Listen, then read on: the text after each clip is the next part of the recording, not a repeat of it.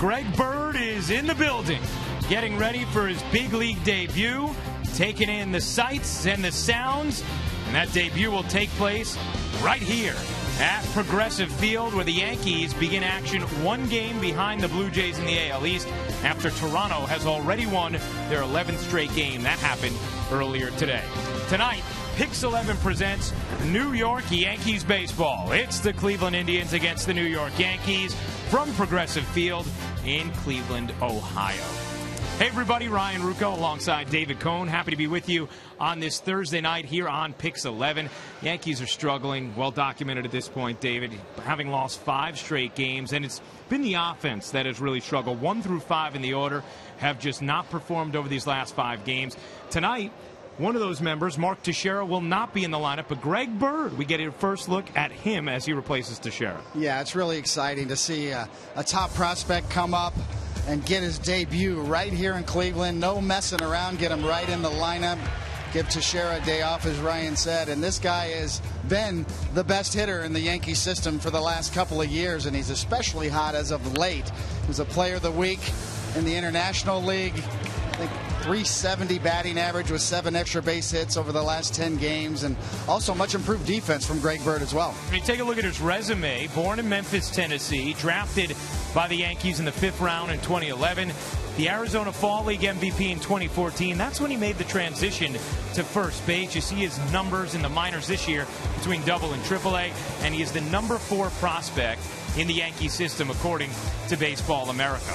Well, we want you to get a chance to hear from Bird himself. You get that chance next because he caught up with our Meredith Marakovitz. That's coming up next here on Pix 11.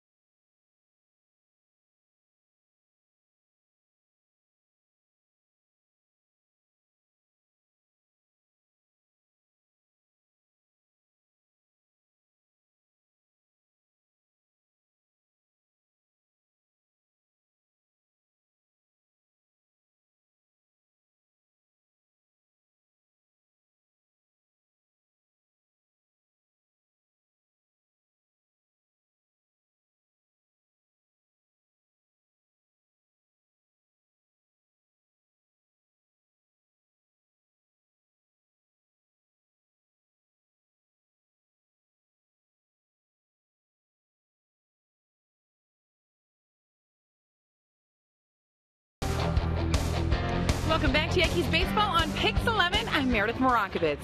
22-year-old Greg Bird is set to make his major league debut tonight for the Yankees. He was a 5th-round pick of the 2011 draft, and he is being thrown right into the fire, getting the nod at first base and batting 7th. I had the opportunity to catch up with him earlier today, and I asked him what he is most looking forward to about this evening. Just getting out there with these guys and trying to help them win games.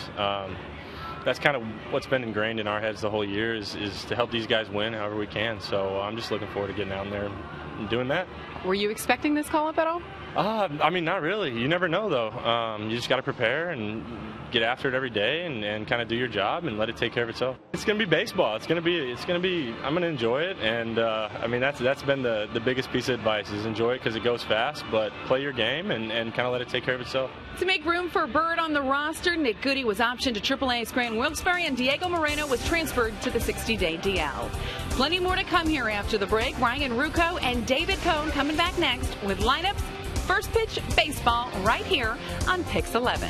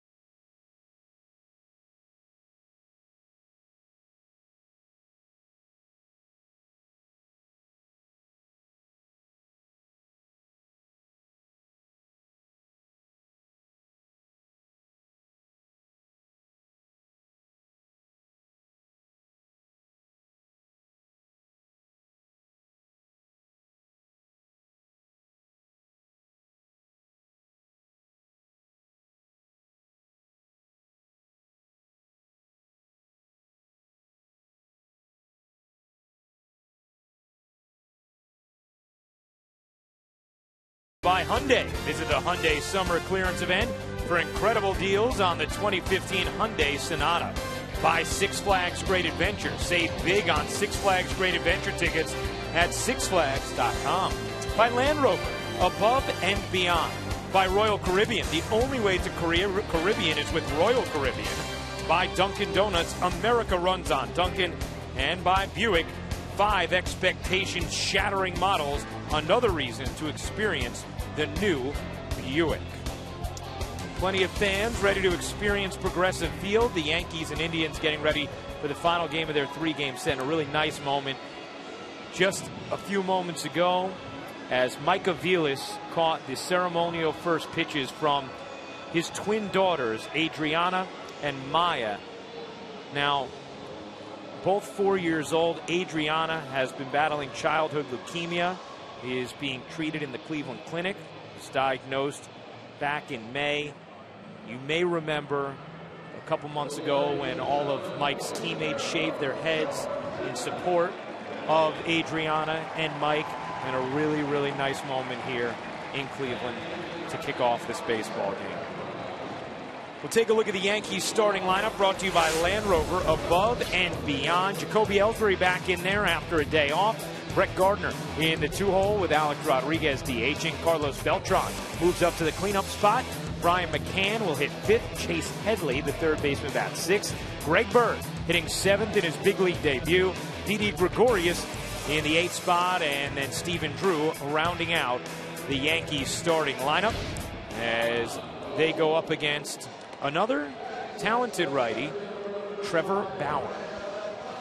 Yes, as the Cleveland Indians pitching staff is loaded. Very good numbers over the year. Trevor Bauer, good numbers too, as you see. He's got 136 strikeouts and 137 and a third innings.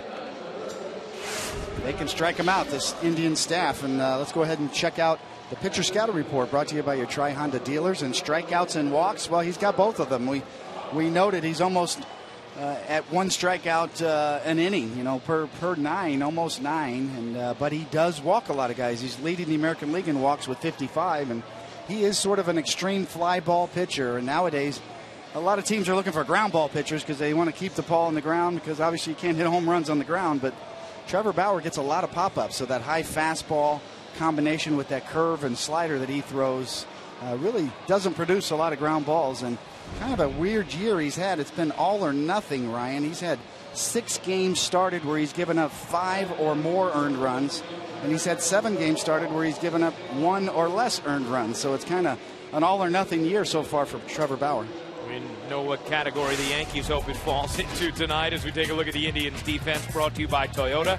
Let's go places. Michael Brantley back in there with Abraham Almonte, Lonnie Chisenhall across the outfield, Urshela, Lindor, Ramirez, the talented infield with Chris Johnson, and Yan Gomes back catching after the 16-inning marathon on Tuesday. Off yesterday, he catches Trevor Bauer. So the Yankees looking to avoid the sweep in Cleveland. Bombers have lost 5 in a row and head to Toronto tomorrow. Well, they head tonight. They'll start a series tomorrow.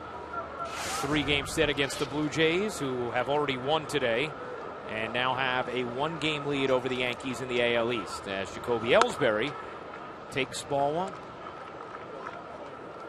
Greg Bird taking in the action, getting ready for his big league debut. Mark Teixeira getting a day off as Ellsbury smokes that foul. Another gorgeous night in Cleveland.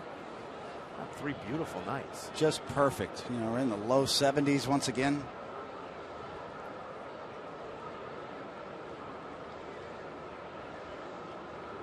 Ellsbury looks like the day off served him well.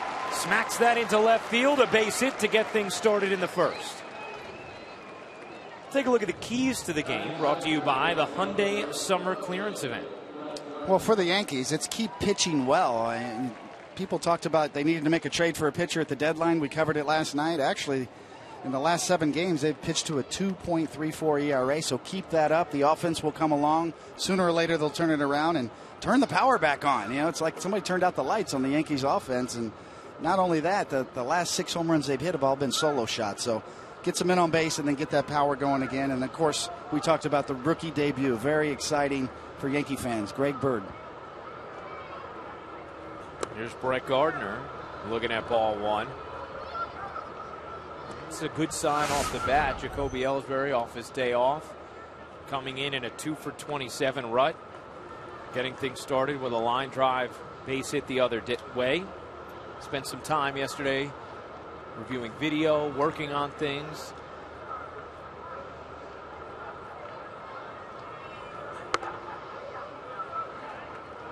Be interesting if Ellsbury tries to take off here. We've noted about the Yankees' lack of stolen bases over recent games, really an extended period. And some of that's to do with the power in their lineup.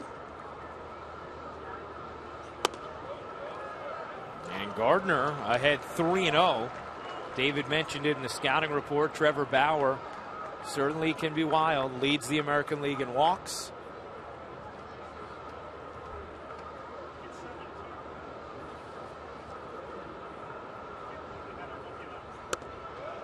And the table setters are both on.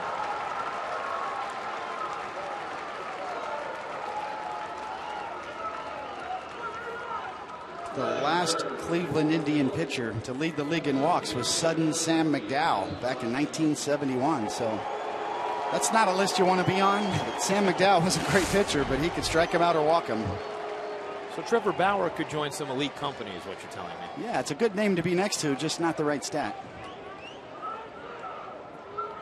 Here's Alex Rodriguez, who could receive a day off at some point in the near future as well, where Greg Bird could get some playing time, either DHing or where Teixeira would DH and Bird would play first.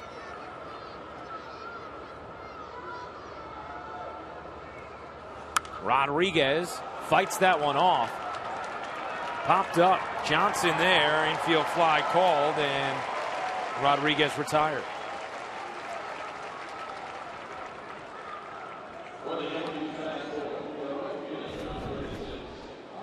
Trevor Bauer about 93 miles an hour on the inside corner, just above the belt. And as we said, he's a fly ball pitcher, and fly ball pitchers also get pop-ups, and he's noted for that too. And there's his first one of the night. He is 5th in baseball in infield pop-out percentage.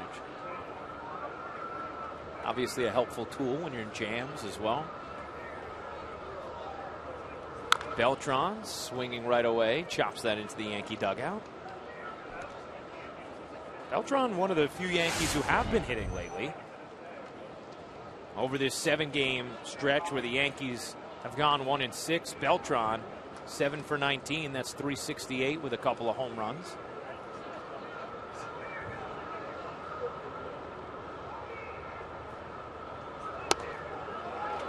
And behind 0-2. Yeah, it's really been Beltran and Didi Gregorius have provided all of the offense for the Yankees recently, and they need some help. See Beltran's numbers over the last 11. The 0-2. That is fought off to second and caught by Ramirez. Bauer getting tough with men on, back-to-back pop-outs. And that'll leave it for McCann with 2 away.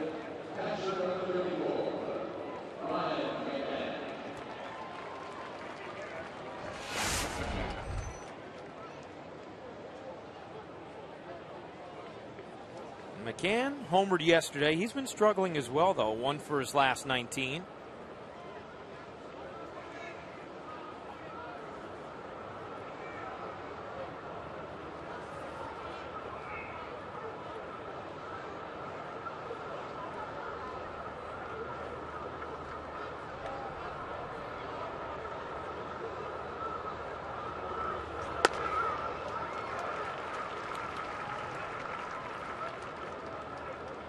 Brian McCann, good numbers on the season with runners in scoring position. Been cold lately, though. 3 for his last 22.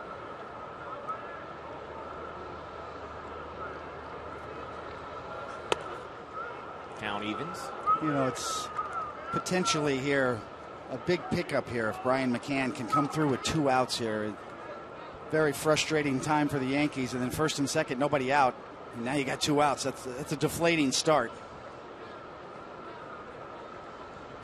The 1-1. And Gomes takes a look at Ellsbury. Yankees with just 9 runs over their last 7 games.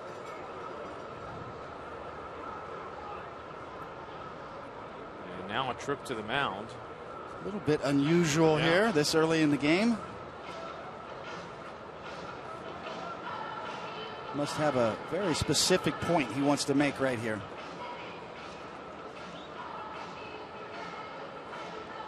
Mickey Callaway, the Indians pitching coach. Usually when you call in the whole infield like that, it's probably something to do with the signs.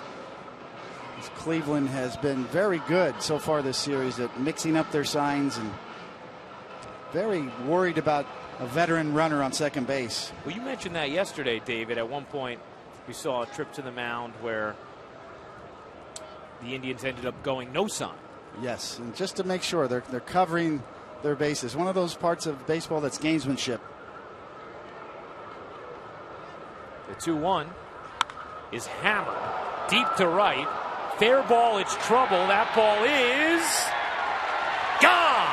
A 3-run homer for Brian McCann, who certainly picks up the Yankee offense, and the Bombers take a 3-0 lead.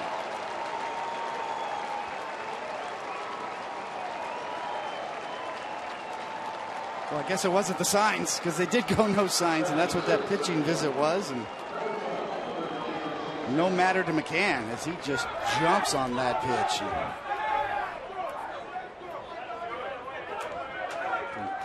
Hear the enthusiasm in that Yankee dugout.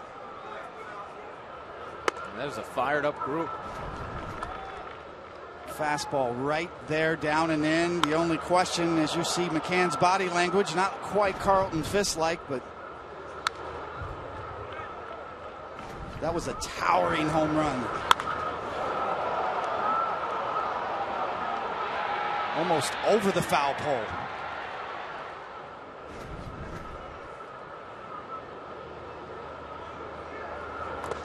Had to wait for first base umpire Marvin Hudson to rule. And then McCann was able to trot.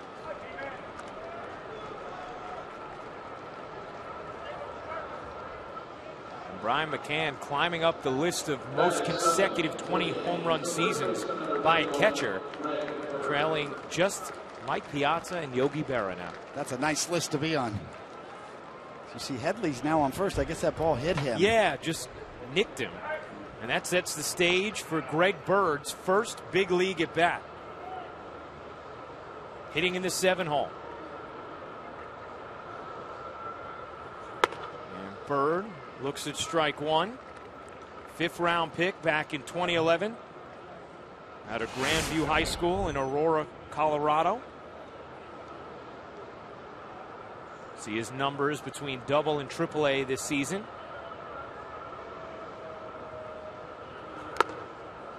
Wave and a miss from Bird.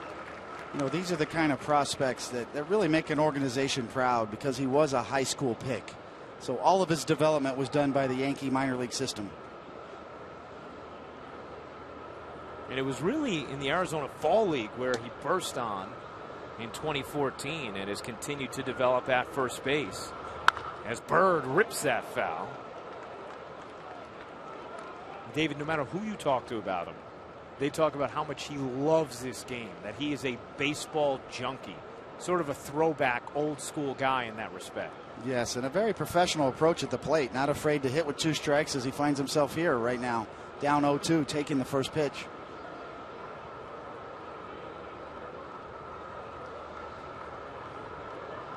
The 0-2. Taken high.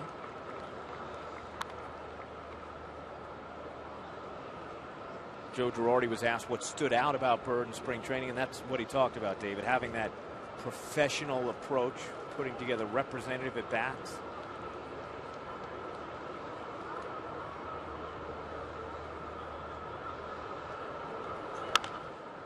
As Bird stays alive.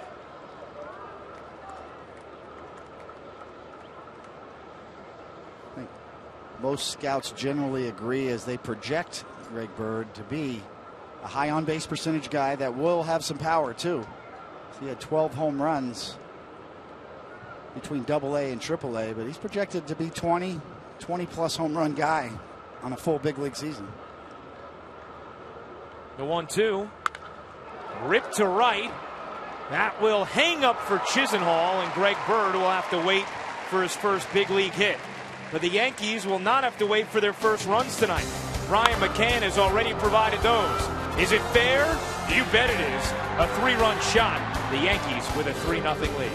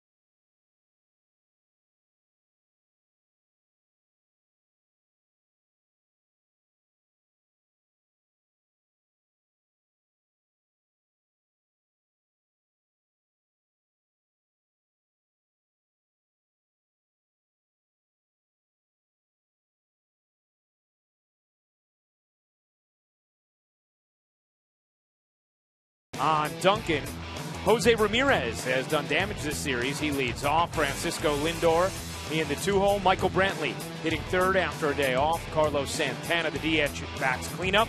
Yan Gomes, the catcher, in the 5 spot. Abraham Almonte also had a nice series. He bats 6th. Chris Johnson will hit 7th. Lonnie Chisenhall in the 8th spot. And Giovanni Urshela rounds out the Indian starting lineup that will go to work against red-hot Nathan Eovaldi. Yes, and Nathan is ready to go. Throwing his last warm-up pitch, and you see there it's going to be his 23rd start, 11-2 on the record. Boy, that is saying something. The hits to innings pitch still kind of light you up, but that's been trending a lot better as of late, and so have the strikeouts, but he's always had good control. Let's go ahead and give you the pitcher scouting report, brought to you by your Tri-Honda dealers, and bring the runs. Well, mission accomplished. He's already got 3, because he is second in run support in the major leagues at 7.42 runs per game on average, and redistribution of pitches. That's really, he's just throwing more splitters, less fastballs, more splitters. Last year he threw 63% fastballs. This year just 49%, but the splitters are up. Almost 18% splitters now as opposed to 3 last year, and that's the key, and that's the reason for the increased ground ball rate. Eovaldi gets a lot of balls beaten into the ground. Hitters hitting straight down on that splitter. He's got a 52% ground ball rate this year, and that's up about 6 or 7% from last year. And quickly ahead, 0-2.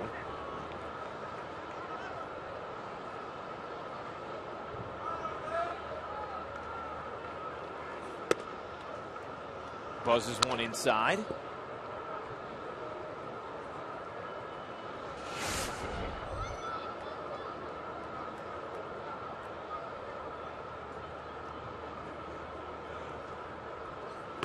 Swing and a miss. A good start for Nathan Eovaldi. Take a look at the Yankees defense, brought to you by Nissan. Shop ChooseNissan.com. Across the outfield, Gardner, Ellsbury, and Beltran. Headley, Gregorius, Drew in the infield, joined by new teammate Greg Bird and Brian McCann. We've already seen go yard, does the catching of Nathan Eovaldi. Pretty good contact from Bird, his first big league at bat. Just hung up enough for Lonnie Chisenhall. It was. Good at bat, well struck. Now, David, the Yankees' homers over this 1-6 stretch have all been solo home runs. And that was a deviation from what we've seen all year. Yankees have led the league in 3-run homers virtually all season. And they just hit their 23rd of the year, tops in the bigs, on Brian McCann's blast. Saw McCann hit an early home run last night, but it was a solo shot. Well, Nathan Eovaldi certainly is pitching on the right day. Because the Yankees bring the bats when he's on the hill. But that's a great point, Ryan. I mean, part of the reason for the solo shots over the last 6 games is just not enough runners on base. More opportunities to hit those kind of home runs, as McCann took advantage in the first inning. It had been a while since Ellsbury and Gardner were on base at the same time. And even though the Yankees' offensive identity is morphed into a home run team, first 5-6 weeks of the season, it was all about those two wreaking havoc, getting on base. And they did that in the first and eventually came home.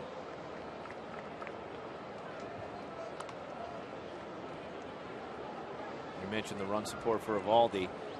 Second in all of baseball. Gets 7.42 runs per 9 innings in his starts. Only Drew Hutchison gets more for Toronto, just under 8 runs. And Eovaldi walks Lindor.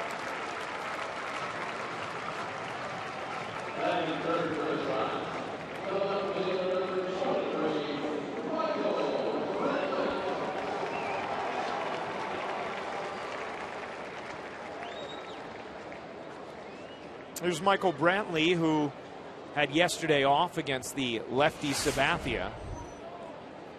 Brantley has reached base against the Yankees in 22 straight contests and had the walk-off hit on Tuesday night in the 16th.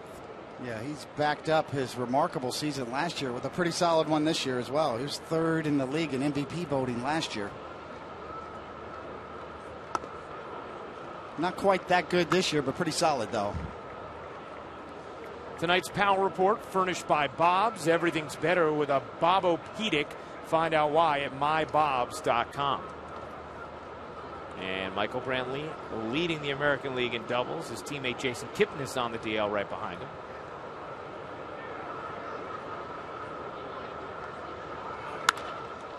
Sky to left. Gardner is there. 2 down.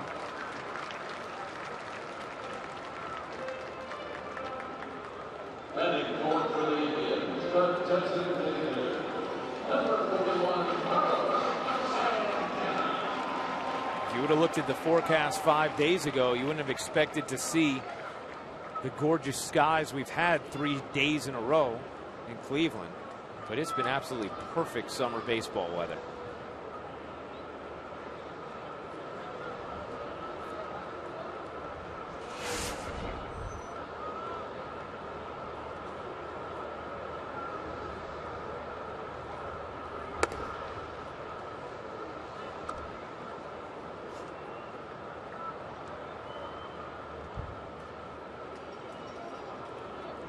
It really doesn't feel like the dog days weather-wise here. You know, you used to say with pitching, veteran pitchers, and we saw it with Sabathia last night, you usually get your second wind when you get a little hint of fall in the air.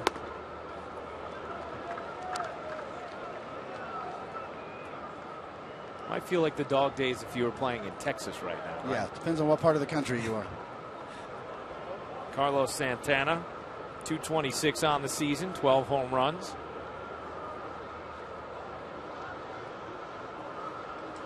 Has an excellent eye as Eovaldi checks on Lindor. Santana, the American League leader in walks a season ago, and on pace to perhaps retain his title.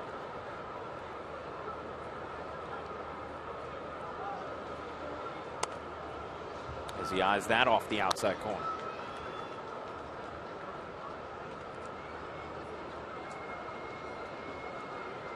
Sort of a catch-22 with Santana's approach. Very patient, takes a lot of pitches, gets a lot of walks, but also strikes out a lot. Finds himself down in the count.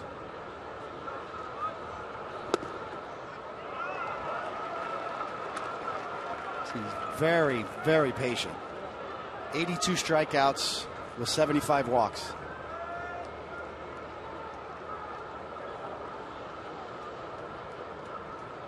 The modern day sort of, you know, what they look for the 3 true outcome hitter: walk, strikeout, or a homer. And you see Santana wears number 41 because he idolized Victor Martinez.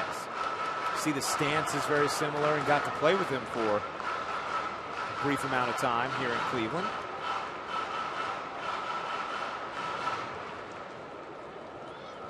He also was a catcher. A couple of concussions and not a defensive strength. Has moved to third, first, DH.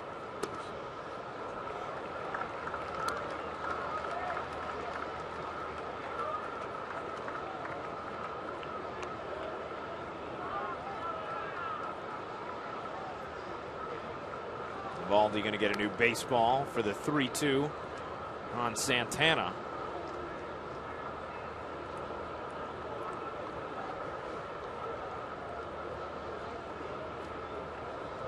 Lindor will be off with 2 outs. Bird will play behind him. The payoff. Big rip. Tonight's high-speed pitch comes from Time Warner Cable. Enjoy better. 97 miles an hour from Nathan Eovaldi, who is tops in the big leagues in average fastball velocity, averaging at 96.4 miles an hour. Yeah, his velocity's up a tick this year from last year, and his usage of that fastball is down because of the splitter. That's inside, and Santana draws a walk. Second issued by Eovaldi here in the first.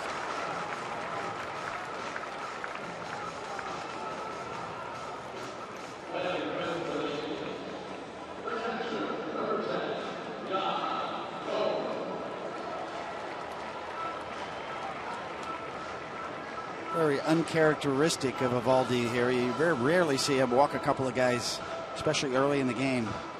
Generally very good control.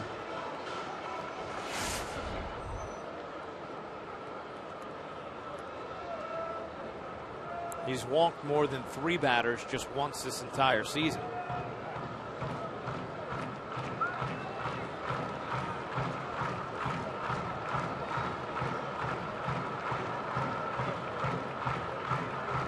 He now faces Yan Gomes.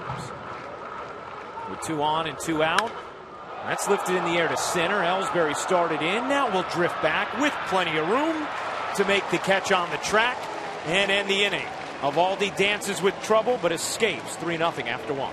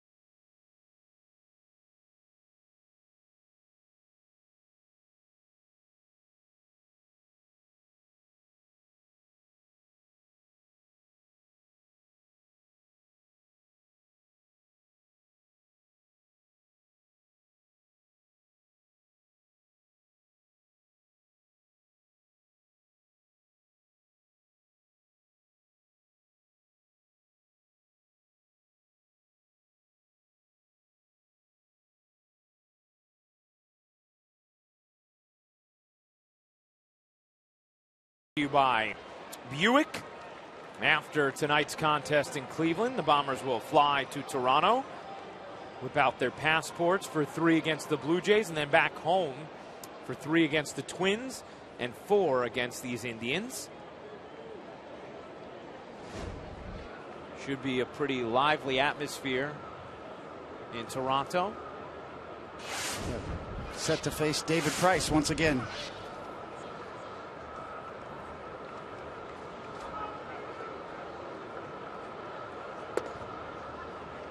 Now, Trevor Bauer has a very strange warm-up routine.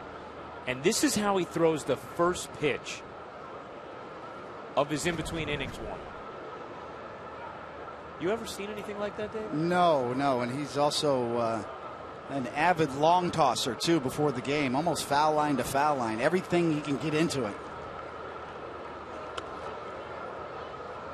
It was part of that routine, that kind of soured the Diamondbacks on him. He was a first-round pick by the Diamondbacks back in 2011, the 3rd pick in the nation. He's a very bright kid, but he's very headstrong, too, as you see Didi Gregorius' connection to this. Didi Gregorius went to the Diamondbacks from the Reds, and a lot of names in that deal, but Trevor Bauer was given up on by the Diamondbacks. As Bauer wins that battle with Gregorius. Partly because of some of those unorthodox things that he does, and very headstrong. And the scuttlebutt in Arizona was he wasn't coachable. They didn't really like all those little idiosyncrasies, so they included him, gave up on him pretty quickly. Their #1 draft, and traded him. He would warm up in the bullpen with headphones on, and the Diamondbacks pitching coaches wanted no part of that. They wanted to be able to speak with him when he'd throw his bullpens, and he wanted to leave on the headphones, among other things, with his very particular routine. A guy who looks at pitching as a science. Very eccentric guy. Yes, very bright, very smart. Breaking down pitching mechanics. You see a lot of young golfers do that with the headphones in practice for rhythm. Drew cracks that. Deep right. Chisenhall back, looking up. That is gone.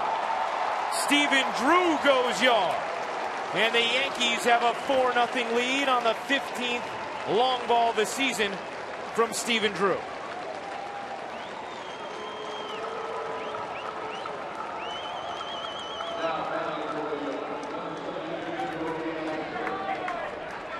Well, we talked about Trevor Bauer being an extreme fly ball pitcher, and that leads to home runs. Came into this game having served up 21. Now add 2 to that total.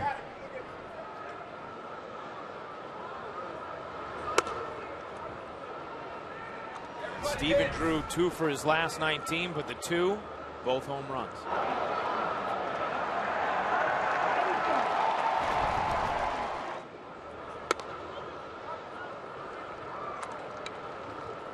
David, we've all been waiting for this, and just the second inning, it's just 4 runs, but it feels like about 10 the way the Yankees have been hitting lately. Well, it really does, and that's exactly what they need. They need to keep it up. A good old-fashioned laugher would be nice for the Yankees and right on time.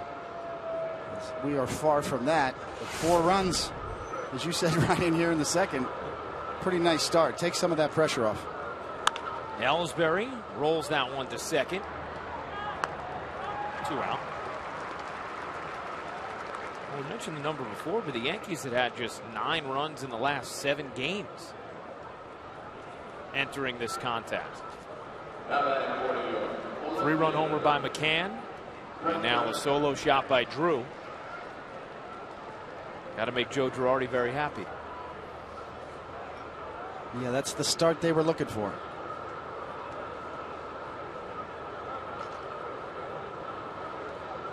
Gardner walked and scored in the first, and he has seen nothing but balls thus far, 5 of them.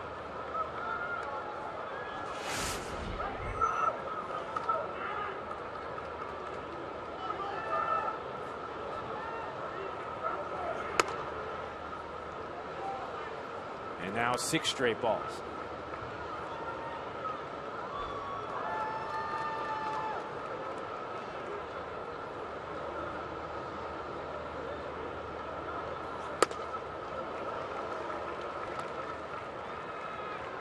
Over their last 7 games, the Yankees suffered 4 losses in which they allowed no more than 2 runs. First time they endured 4 defeats of that kind over a 7-game stretch since 1966.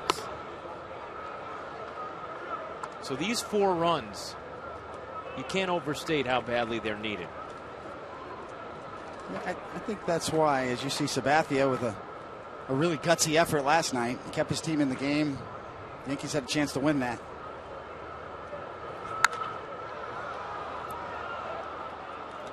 Fly ball left field. That will end the inning, but not before Stephen Drew adds to the scoreboard his 15th home run of the year. When that lands, it's 4-0 Bombers.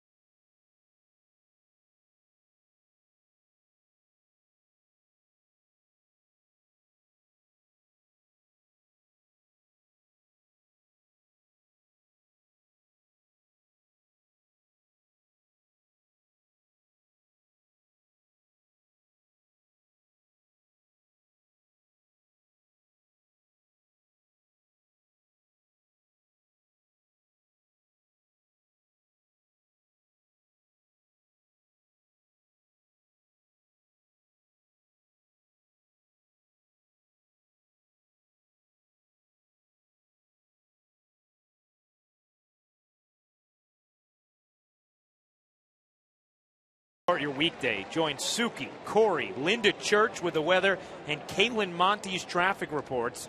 Mornings from 5 to 9 on the Pix 11 Morning News, where every story hits home.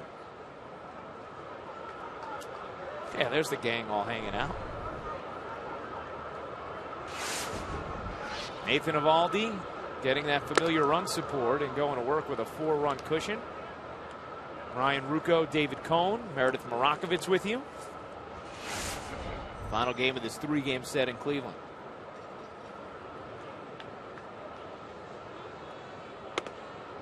Now, David, you were beginning to talk about not just the fact that the Yankees were in a 5-game losing streak, but how difficult it was the way they've lost these 5 games. Yeah, I think that's what magnified the situation. It's another good splitter there from Eovaldi. But, you know, when you go to the extremes, either if your pitching staff gets blown out in a 5 or 6 game stretch where you lose all the games, you know, it becomes more magnified. And with the offense, I mean, historically, as you pointed out, you know, that dry spell. Yeah, it's only 5 games. And, you know, and the Yankees handled it well. Everybody in the clubhouse said that's baseball. We'll be all right. We'll bounce back. But I think when you struggle to that extreme offensively, it raises some red flags. Monte looks at a 100-mile-an-hour fastball painted from Eovaldi for strike 3. Don't see this too often. 100 right there. Hirschbeck liked it. Veteran John Hirschbeck behind the plate, calling balls and strikes.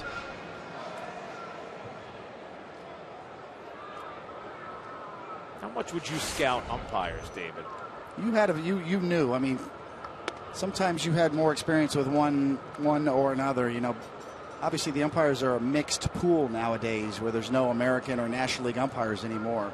Back in the day, when you had just National League guys, you saw the same guys more often. Rolled slowly to Headley. Across in time to nail Chris Johnson for the second out.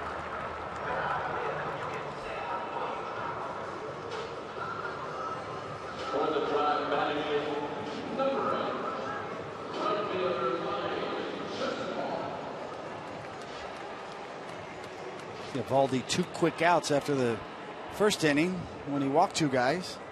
So back on track pitch count wise. You know, the remarkable thing, you know, about Eovaldi and the Yankees, when they scouted him in the offseason and made the pick and orchestrated the trade, they saw this kind of a pitcher.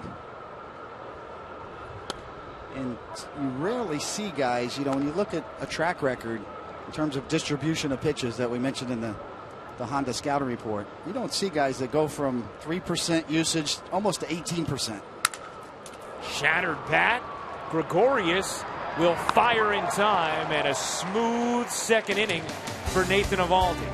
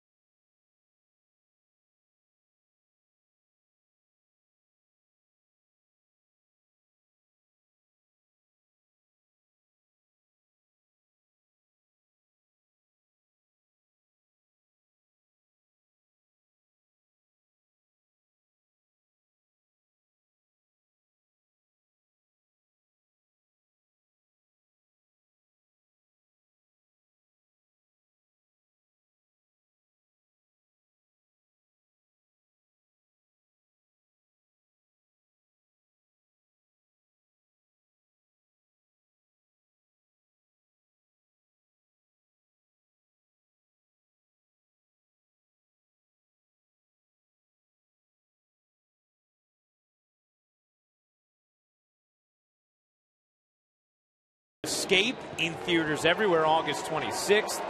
The Blue Jays have now won 11 in a row. They have a 1-game lead on the Yankees in the AL East.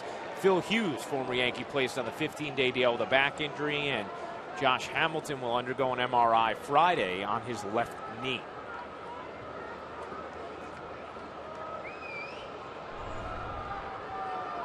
Alex Rodriguez stepping in. You see, it's all coming up roses for the Blue Jays nowadays, offense and pitching. Mark Burley with another solid outing to get his 13th win today. And Sonny Gray was scratched. The A's ace and one of the best pitchers in baseball. It's the Blue Jays flu. It's going around, David. Used to see that from hitters on the days that guys like Nolan Ryan pitched. Rodriguez jackknifes out of the way. Well, Trevor Bauer likes to pitch in quite often, both sides of the plate with that four-seam fastball. That's what you call standing a guy up.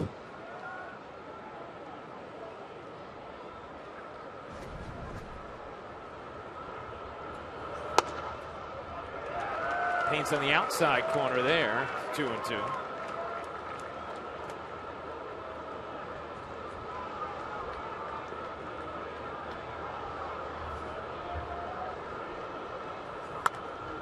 And the count full on A-Rod.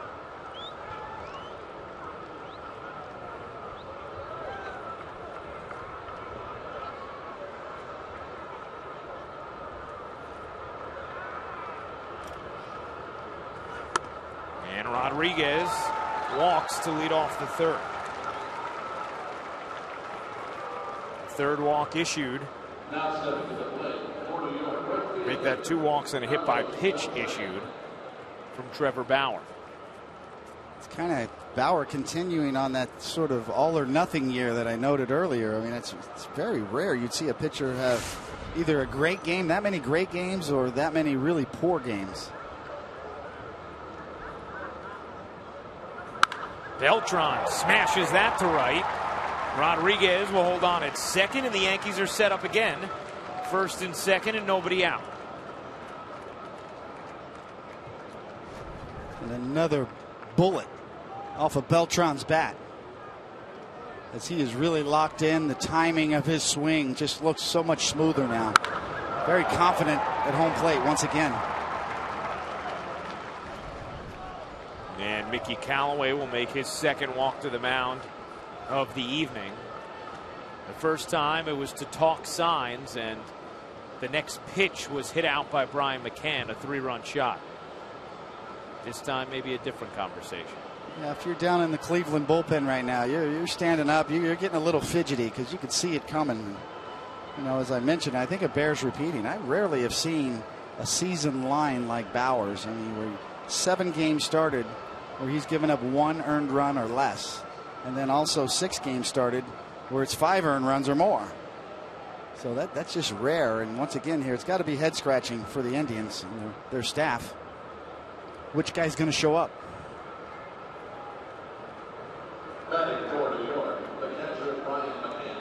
Is there anything from that, David, that you say, that maybe means he's this kind of guy or that kind of guy? It's hard to say. I mean, it still is a small sample size as you try to, sort of look at the numbers.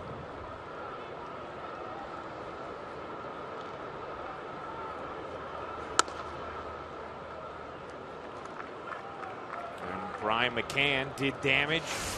A towering 3-run homer in the first that just stayed fair down the right field line.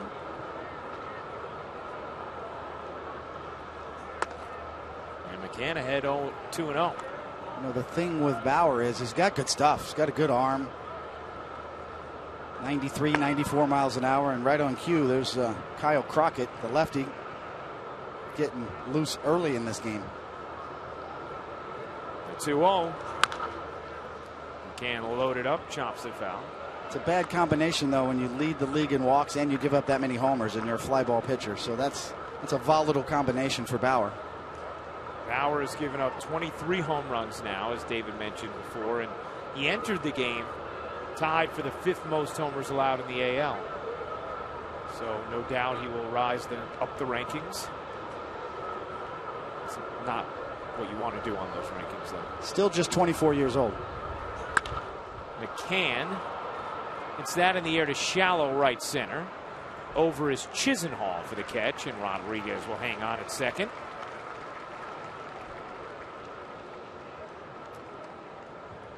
You know, Bauer, we talk about his long toss routine and how unique it is. When he was in high school, he used to take a bucket of balls to this park near him every day to long toss. And you may say, well, why would he need a bucket of balls to long toss? He'll tell you because he had no friends. He'll say it very flatly.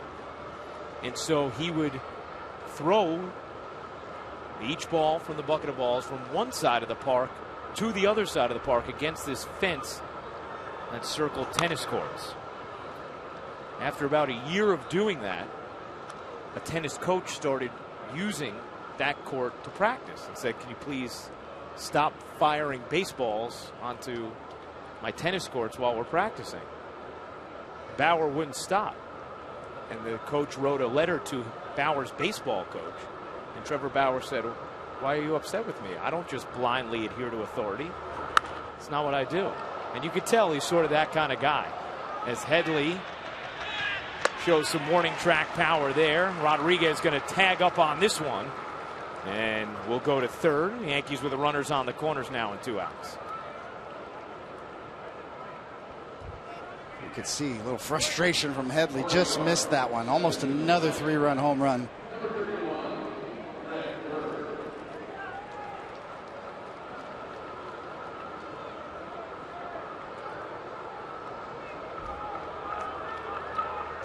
And now with 2 outs, the second major league at bat for Greg Bird, lined out to right in his first at bat. A ball that just hung up for Lonnie Chisenhall.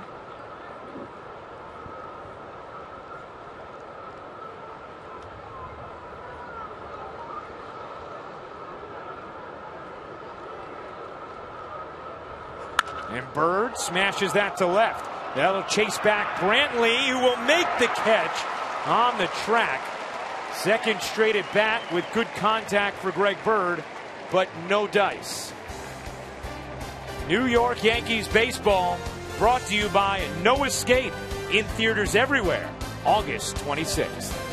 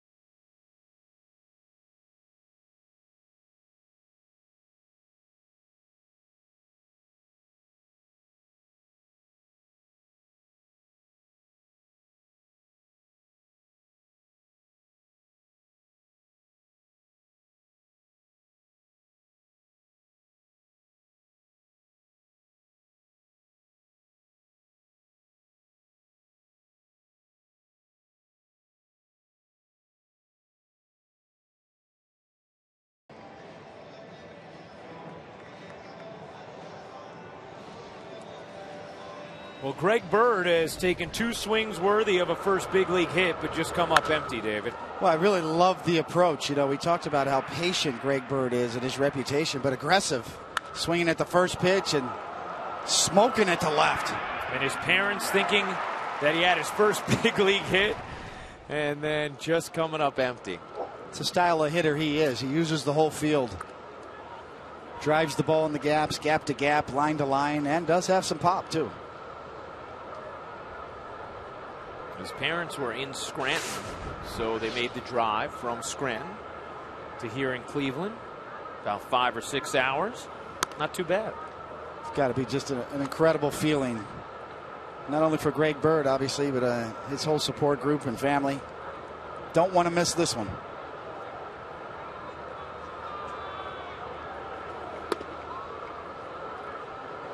You hear Joe Girardi talk a lot, about just looking at quality at bats. Just get quality at bats and things will take care of themselves. Well, 2 for 2 for Greg Bird.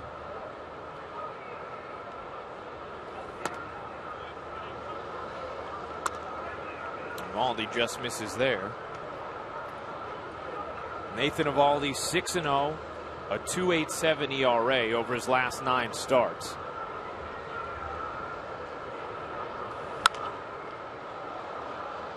I was getting into this last inning about Eovaldi. It's just, once again, remarkable. You rarely see guys with this big of a change. And this is what the Yankees saw in Eovaldi, and this is what Brian McCann talked about, trying to get it going. But he threw 3% change-ups or splitters last year. He's throwing almost 18% this year.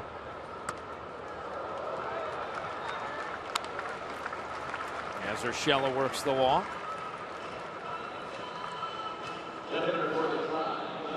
The out-of-town scores brought to you by the Rams Summer Clearance Event. Toronto has already taken care of Oakland 4-2 the final this afternoon. Texas beating Minnesota 6-5. Pittsburgh on top of St. Louis 7-2 in the second inning. The Cubs beat Milwaukee 9-2, and the Mets took care of Colorado 12-3. It's the second 11-game winning streak for the Blue Jays this year. It's another rarity. Yeah, that is strange. 2 11-game winning streaks.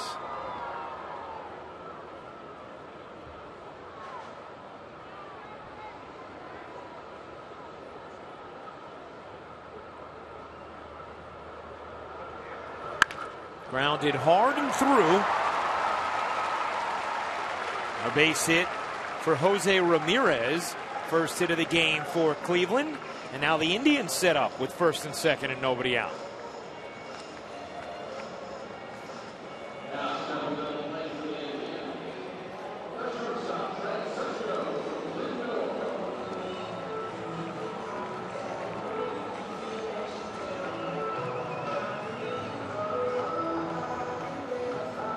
Here's Francisco Lindor.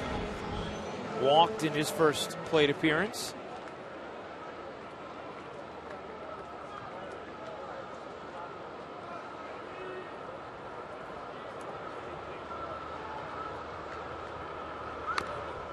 Bunted right back to Eovaldi. Looks at third and second and just has time to make the play at first.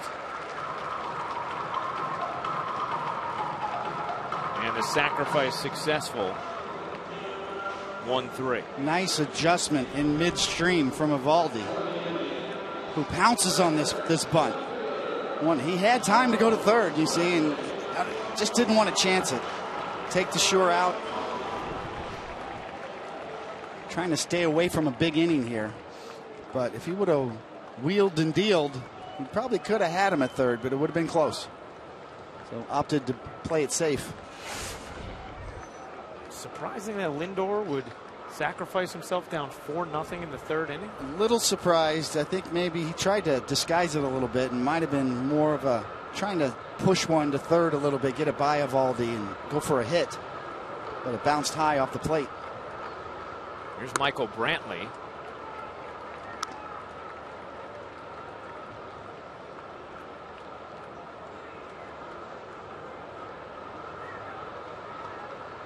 Brantley with 3 hits on Tuesday. And he is the Indians' leading hitter with runners in scoring position at 366. And he's second in the AL For hitters with a minimum of 80 at-bats with runners in scoring position, only Xander Bogaerts has a higher average in those spots, 398. Brantley has talked about, when he turned it around last year, had a career year last year and is backing it up again this year, about being more aggressive early in the count.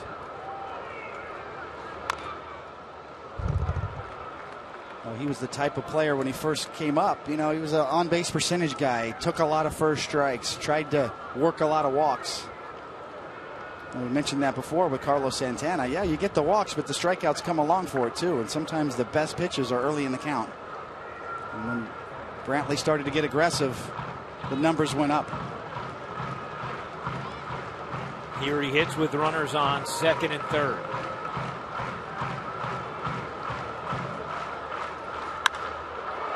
That is driven in the air to left center. Ellsbury will track it down. Plenty deep enough for a sacrifice fly as Urshela comes home to score. And the Indians have their first run of the night. It's 4-1 Yankees.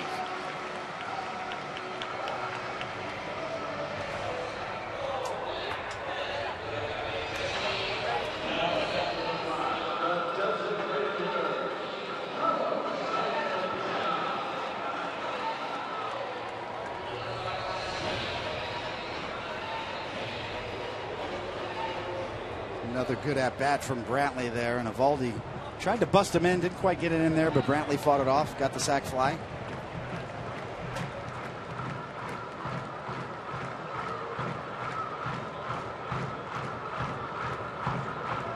Here's Carlos Santana now with 2 outs. And a good hook to start things from Eovaldi. Pretty good range of pitches, huh? From 100 on the top end to 74 on the low end with that curveball.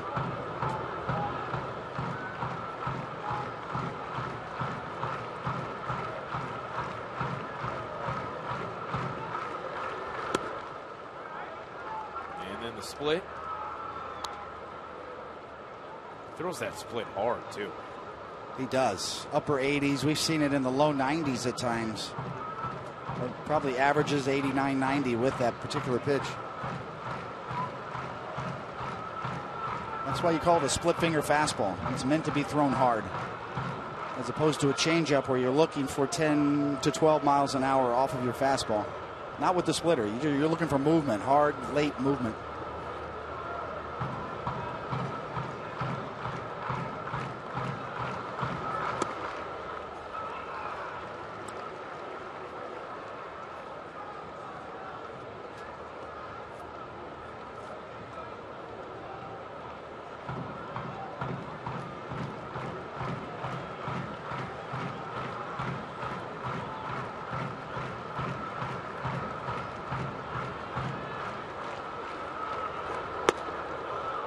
Good breaking ball. Well, he's got a good curve tonight. One of the best ones we've seen all year. It's a real 12-to-6er. This is what you call just letting a curveball work for you. You're not trying to overthrow it. You just get good spin on it and trust it and let it work for you. You get more break that way.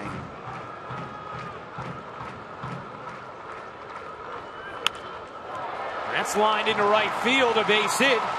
Coming around is Ramirez. Beltran bobbles, and it's a 4-2 game.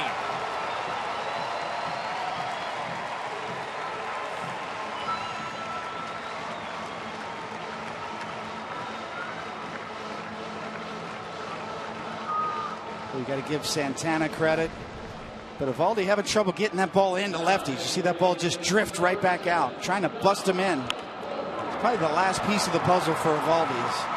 Being able to use that good fastball and bury lefties inside. Make sure you miss in off the plate, especially when you're ahead in the count. And that one hurts. Those 2-out RBIs hurt. They pick up a team. Santana picks up his team, and it stings when you're on the mound.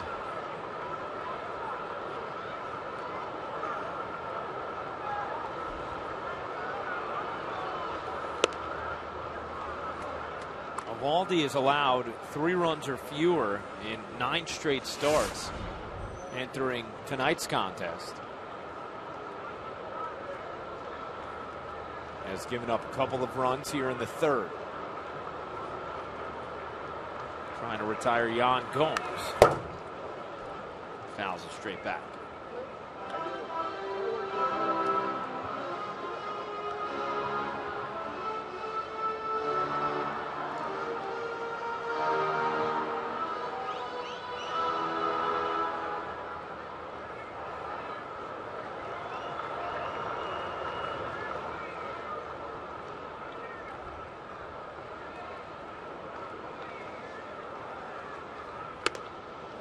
On the inside corner, strike two.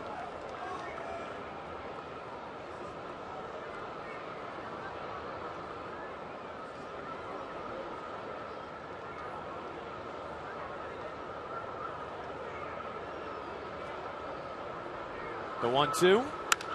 Line drive into right field. Beltran will play it on a hop. Santana on his way to third. He will make it. Holding at first is Yan Gomes, and runners on the corners with 2 out for the Indians.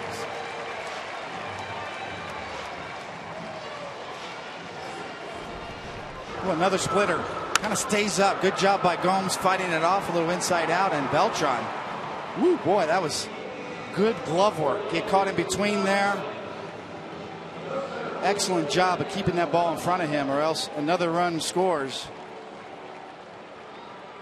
Gomes will probably end up on third base, but nifty play by Beltran. And a big spot now for Nathan Eovaldi, trying to escape this inning and preserve a 4-2 lead. Yankees jumping on Trevor Bauer and threaten for more. And now the Indians with 2 on, 2 out, down just 2.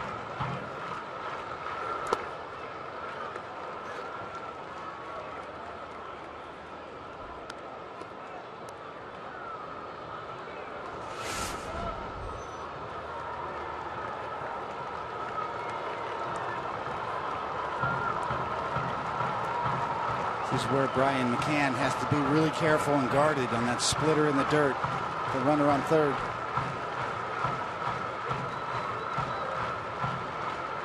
The 1-0. Swing and a miss.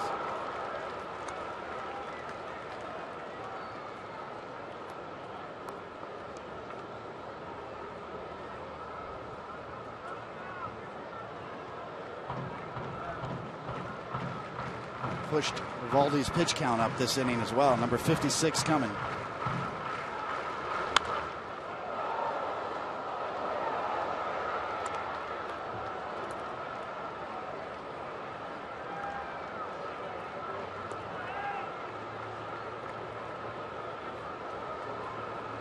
Not a bad ratio. Just a lot of pitches. Yeah, uncharacteristically walks too. 3 walks so far for Eovaldi in this game.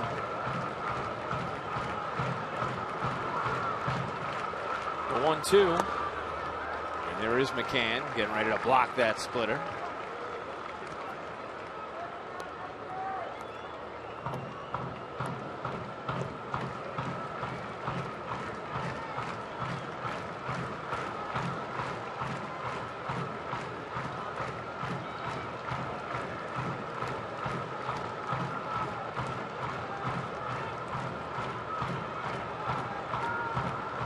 Runners on the corners, 2 outs. And now a full count on Abraham Almonte.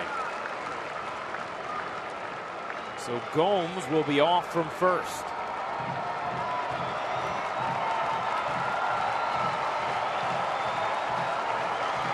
Crowd getting into it here in the third. The 3-2. Line drive off of Eovaldi. Grabbed by Bird. Will he get to the bag? He does in time for the out. And we'll have to see if Eovaldi is okay, but no more damage done. 4-2 Yanks. The Yankees Universe Golf Package is the perfect way for you to support your team while on the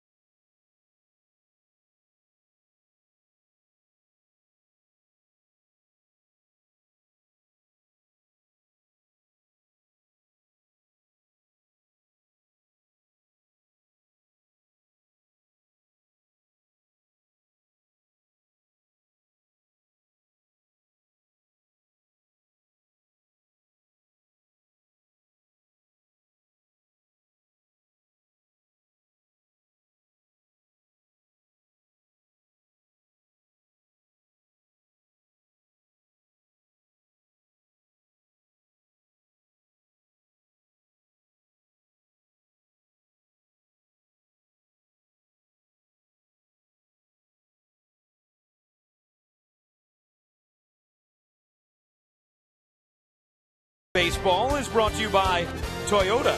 See where Toyota takes you. Test drive one at your Toyota dealer. Toyota, let's go places. What a gorgeous sunset tonight in Cleveland.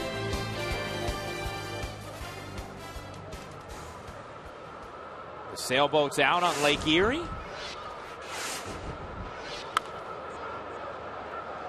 Are you a needing a motor type guy when you're out on the water, or you enjoy a little sailing?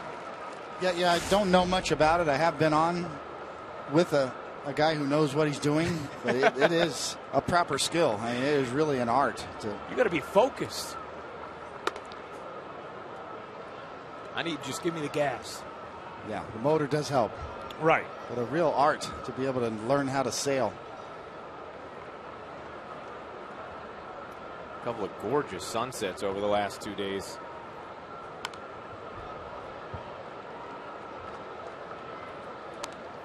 A little new life for Bauer out there as the lead was cut in half in the last inning. It feels like he's got a chance to get back in this game. Yankees are going to have to add on. Gregorius takes ball 2.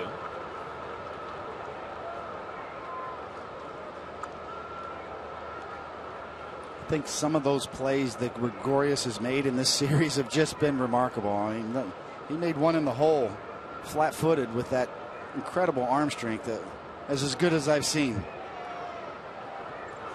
Gregorius whips that into center. A base hit for Didi Gregorius.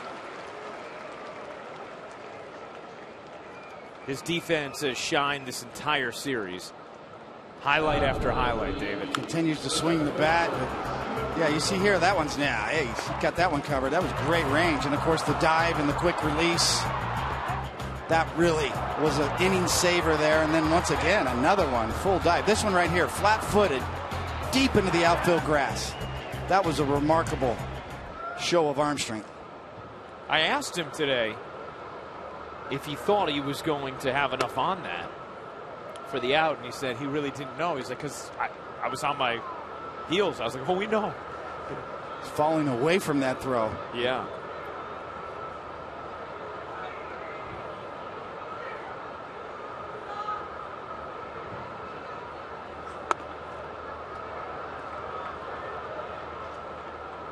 Stephen Drew homered in his first at bat, 15th home run of the season.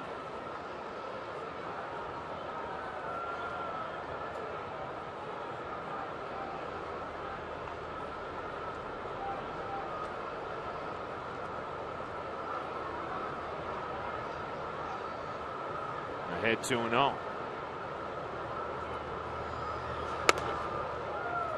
now 3-0.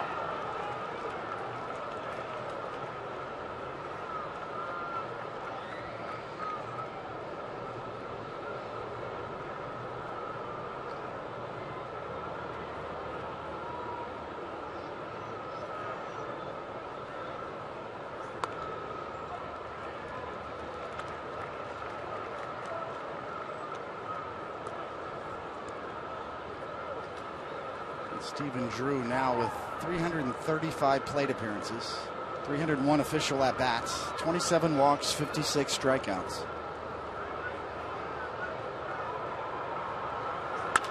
And goes the other way for a base hit. Gregorius racing towards third. Joe Espada is going to send him home. No throw. Gregorius scores an RBI double for Stephen Drew. And it's a 5-2 Yankee lead.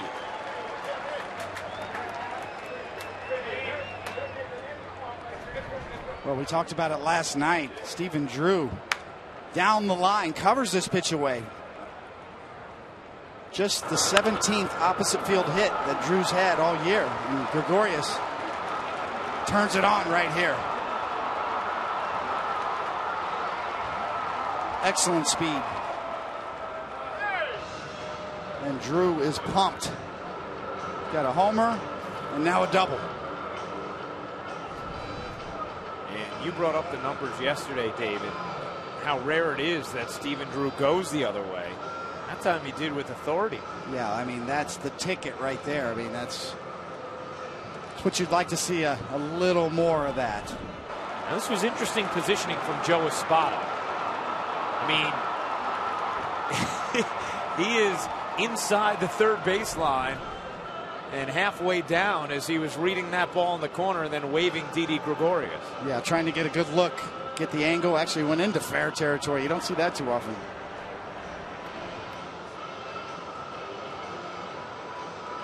But the Yankee bats coming alive tonight. It's a nice little answer to the last inning when Eovaldi gave up 2 runs. The Yankees right back to work, and so is the Cleveland bullpen.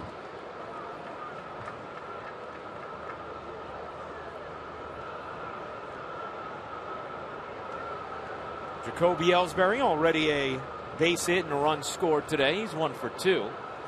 Now yesterday, a day off for Ellsbury, but he also did a lot of work, and I believe even some video work with Carlos Beltran. Isn't that right, Meredith? Yes, Carlos Beltran was in the video room with Jacoby Ellsbury, and something that Jeff Pentland said as well, it seemed like since he has come back from the DL, he's been using his upper body a little bit too much, trying to muscle the ball instead of using his legs to try to generate a little bit more power. And I asked Carlos Beltran, once you identify something like that, how difficult is it to make that adjustment? And he said, with Ellsbury and the fact that he is such a good hitter, it's not the small adjustment itself that is the problem. It's trusting it, remaining with it, sticking with it, and believing it's going to work. This doesn't always work right away. Sometimes it takes a couple of at-bats, a couple of games until you feel fully comfortable at the plate.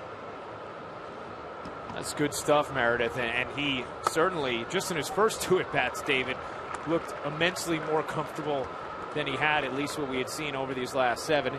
Carlos Beltran, not a bad guy to learn from, too.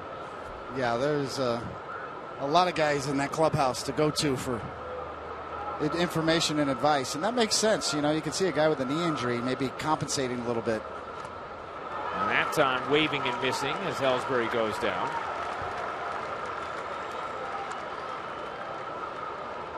Now batting for the Yankees, left fielder Brett Gardner.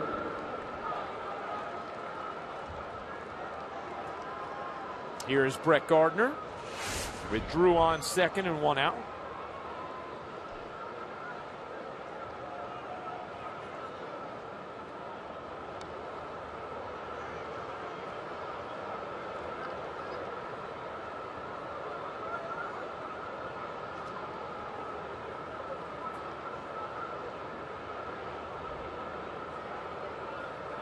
Gardner 0 for 1. A walk and a run scored.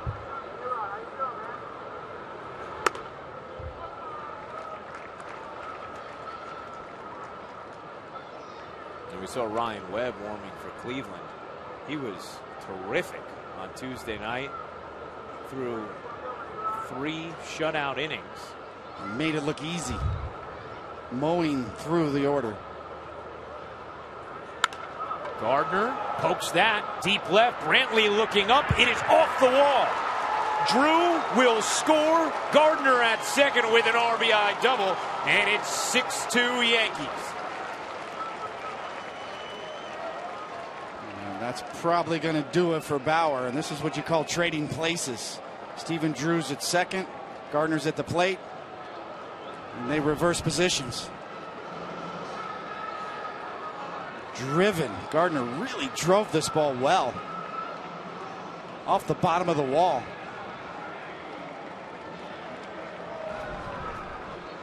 Well, this call to the bullpen brought to you by the Hyundai Summer Clearance Event. Stephen Drew has scored. The Yankees back up 4.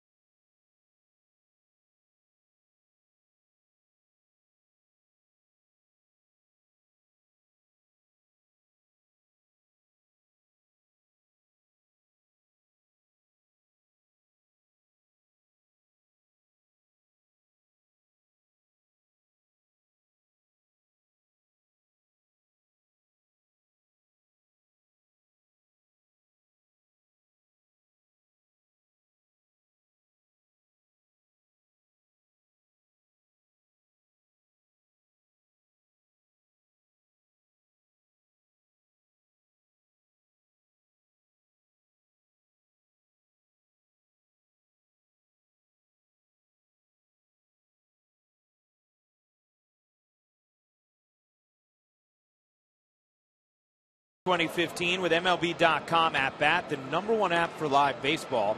At Bat is up to the moment and at any moment with in-game highlights, live look-ins, replays, reviews, radio broadcasts, StatCast, and more. Get MLB.com At Bat for your smartphone or tablet today. It really is an unbelievable app. The best. Major League Baseball, advanced media, we've talked about it. Yeah. They are on some kind of roll. Streaming video. To the point that other leagues want to use Major League Baseball's advanced media as Alex Rodriguez steps in against Ryan Webb. David, can't say enough about how badly the Yankees have needed this offensively. 6 runs already.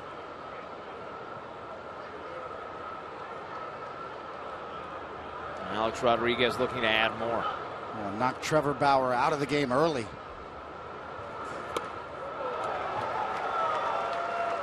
It's a pretty good sign when your lineup's already turned over and your top guys are already having their 3rd at bat here in the 4th. And Bauer, another game, just like we talked about. I mean, it's all or nothing with him. He either really dominates or gives it up just like that. So that's going to make it 7 times this year where he's given up 5 or more earned runs.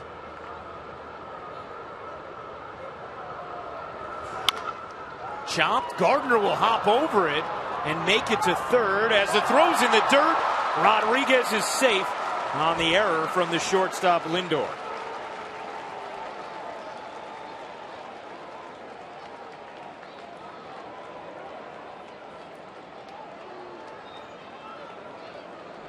Well, Lindor got distracted here.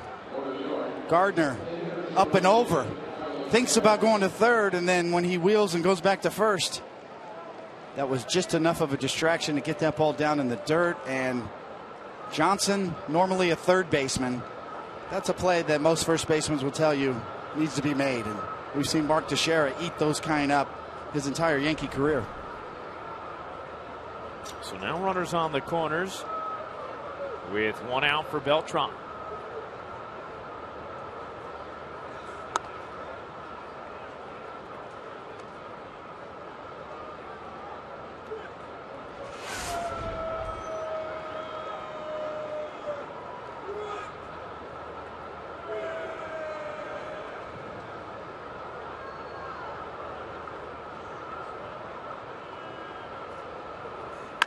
Grounded hard. Lindor hasn't played perfectly. He'll take it to the bag himself and end the inning on the 6-6-3 double play. But the Yankees get 2 back.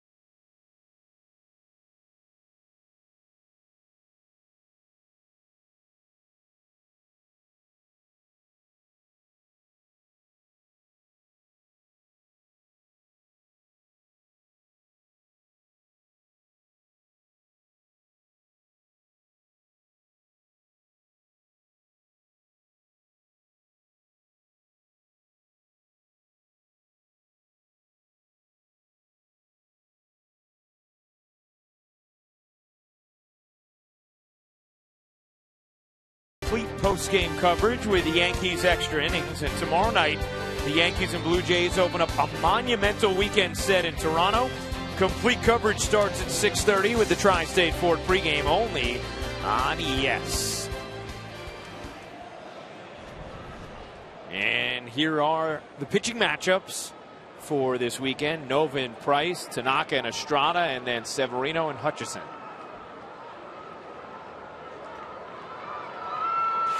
Nathan Eovaldi back to work with a 6-2 lead.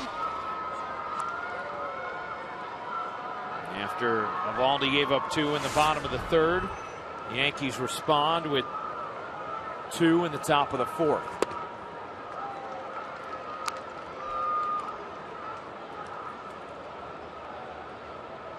Stephen Drew with a big night already. An RBI double and a homer. Had come into this game 1 for his last 19.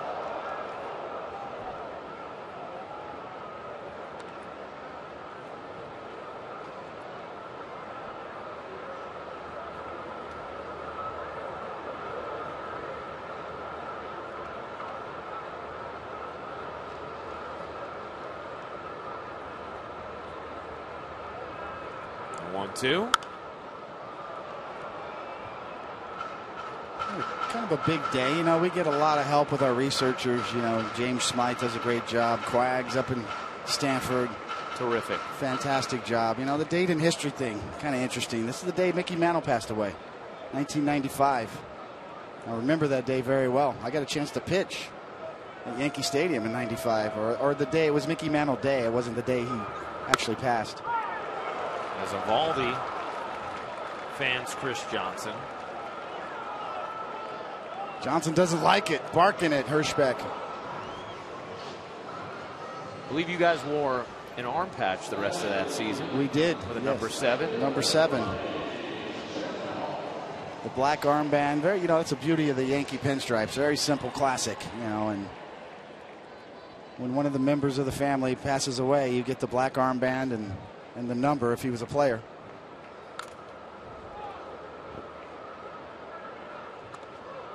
So Mickey Mantle said he always just wanted to be remembered as a great teammate. I think mission accomplished there. All of his teammates loved the Mick. That's the kind of guy he was. It's one of the highlights of my young New York career was a chance to meet Mickey. I met him at Mickey Mantle's restaurant, his restaurant there really? On Central Park South over there. And shook his hand. Boy, what a thrill. Couldn't have been nicer or more gracious. Just so you know, in case you ever wondered what the Mick was like, the best. That had to be pretty cool. One of the highlights for me, you know, and just got to New York.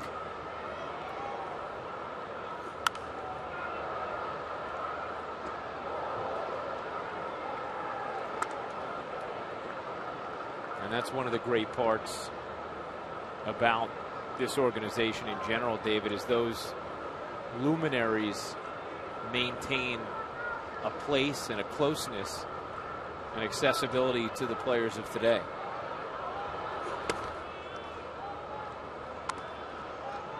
It's a couple of days I got to pitch in New York, you know, and the Yankees do it the best. I mean, you know, when they celebrate Mickey Mantle Day and Joe DiMaggio Day.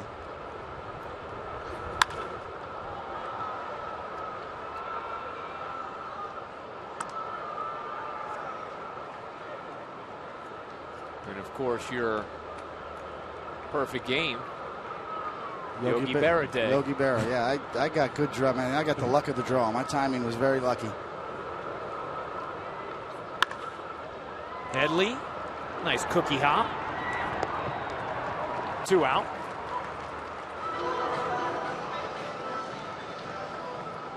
And Nathan Eovaldi settling down so far in the 4th.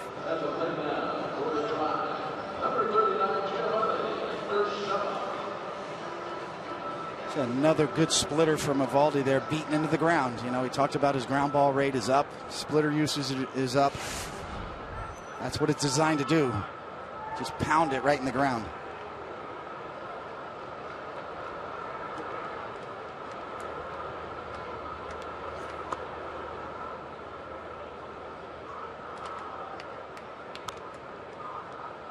You know, as I said before, the last piece of the puzzle, from what I've observed with Eovaldi, is ability to pitch in and to miss in. Maybe even knock some guys off the plate. Get a little mean out there. Such a nice guy, Eovaldi. Great kid.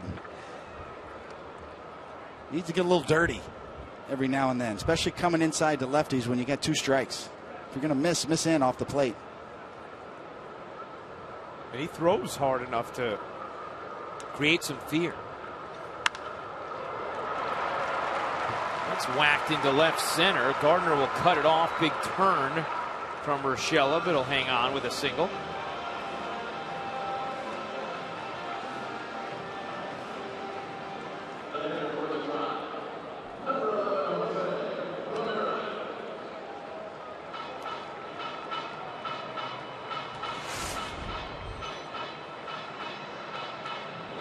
The Yankees have seen enough of this guy this series. He has really gotten good at bat after good at bat. It's been a real tough out for the Yankees.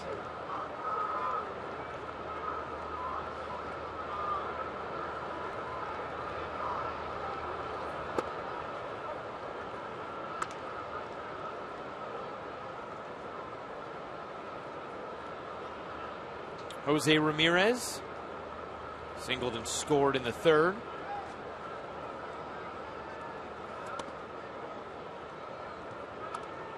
He had 2 hits last night and 3 hits on Tuesday. Scored the winning run in the 16th inning. Different offensive player since being called back up after Jason Kipnis' injury. That's cued to Gregorius. He'll go to first with it in time to end the inning. But 20 years ago today, the Yankees family lost one of its legends, Mickey Mantle. Always going to be remembered fondly, the Mick.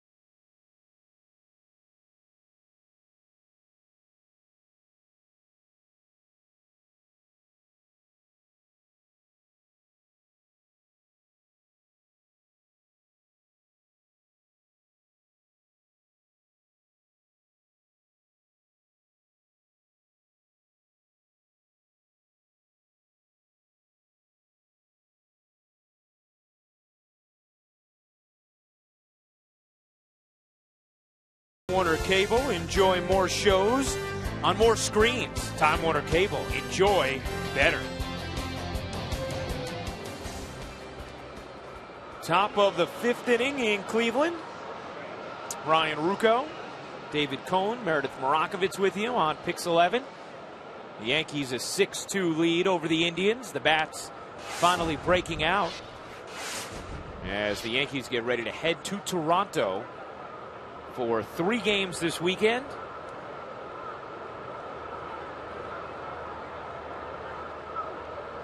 Yankees a game behind the Blue Jays in the AL East after Toronto won its 11th straight with a 4-2 win earlier today against the A's.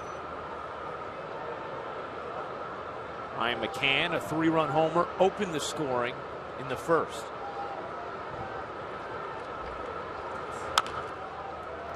That is a fair ball. And Gomes retires McCann. Take a look at the playoff picture. It is brought to you by Optimum Wi-Fi. And there are the standings. The Blue Jays a game in front of the Yankees. The Rays have actually jumped the Orioles. Remarkable year from the Rays. All the rookies have done so well for them. The injuries they've had more games started by rookie pitchers than anybody in the big leagues. And still in it.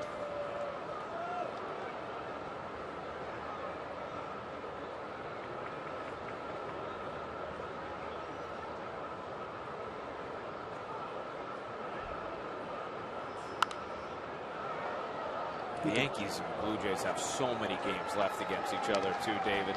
They really do. I mean, it's hard to ignore how hot the Blue Jays are. You know, it's just a perfect storm for them right now. But the Yankees are right. You know, there is a lot of time left.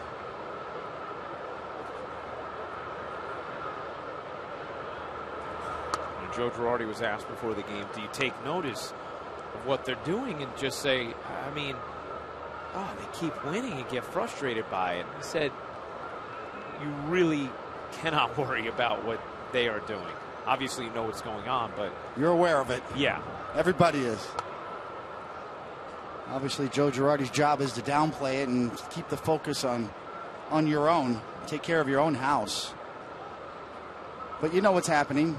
You know that in a matter of about 10 days, you've lost a 6 or 7 game lead.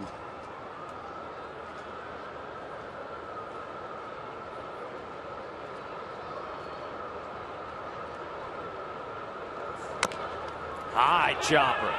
Going to be a tough play. With the glove flip in time, Lindor makes it.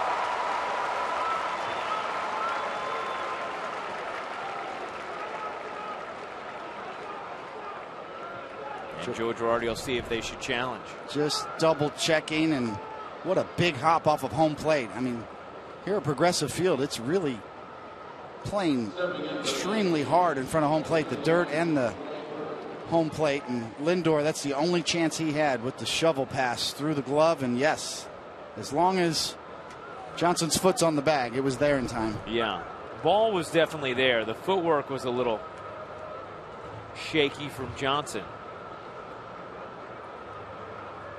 But there will be no challenge. And here's Greg Bird. 0 for 2, but as David said before, if he were just judging quality at bats, he'd be 2 for 2. A rope to right. A line drive to the track in left that was hunted down by Michael Brantley. And count even, 1-1.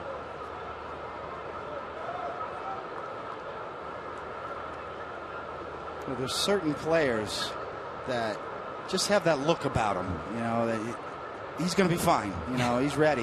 You know, you don't know till you know, obviously. And the big leagues are a lot different than any minor league level, AAA or AA. But just his approach, there's something about him. He's got that knack that looks like he belongs. He doesn't look overmatched at all. You knew that his bat would play on this level, or at least that was the projection. And not just from scouts, from his teammates, from guys who saw him in spring training. Alex, Teixeira, all these guys were really impressed with this kid in spring training. 2-1. That's looped into left. That'll hang up for Brantley, and Bird is retired for the 3rd time. The inning is over. Yankees leading 6-2.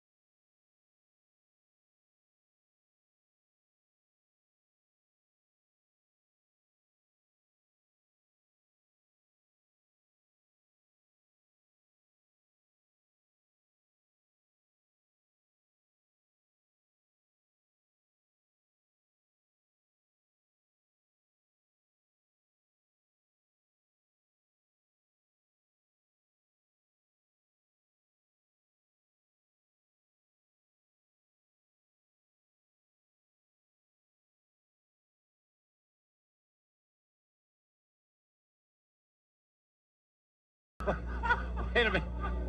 Well, hi, everybody. Welcome to New York Yankee Baseball. I'm Bill. Wait a minute. But I'm looking at the cap. That's Bill White. I'm Phil Rizzuto. And Billy Martin's over there. Well, hi, everybody. Oh, one of the best. The Scooter, Phil Rizzuto, also passed away on this date back in 2007 at 89 years old.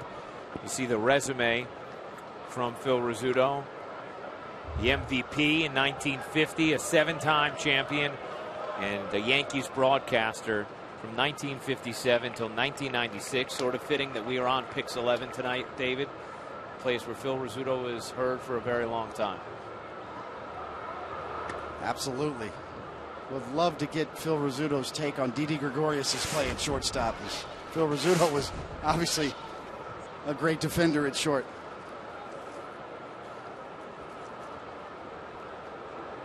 And he has some of the all-time great outtakes on camera, and you just saw a couple of them. Bird will tag, and Lindor is out.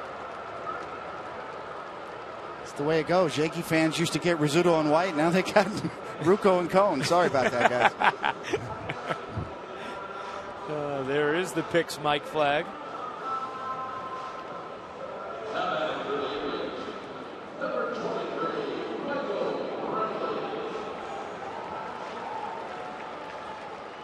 I like those old school microphones, David.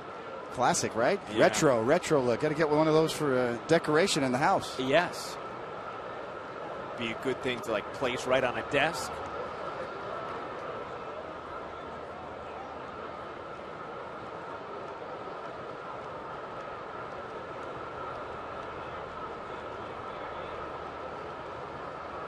Here's Michael Brantley, takes strike one, 99 miles an hour from Evaldi.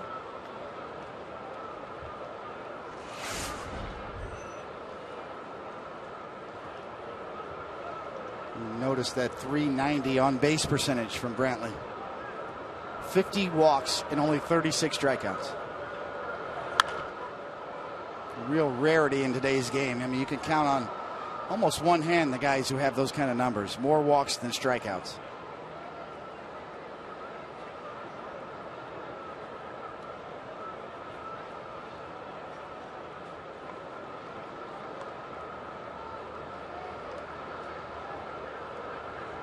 Joe DiMaggio made a career of that. Yeah, I was just thinking the same thing, David, except for up until the last year of his career, he had more homers than strikeouts. As Kyle Crockett warms, even more ridiculous. And if not for the huge disparity in that final season, he would have finished his career with more homers than strikeouts. Yogi Berra came close to that as well.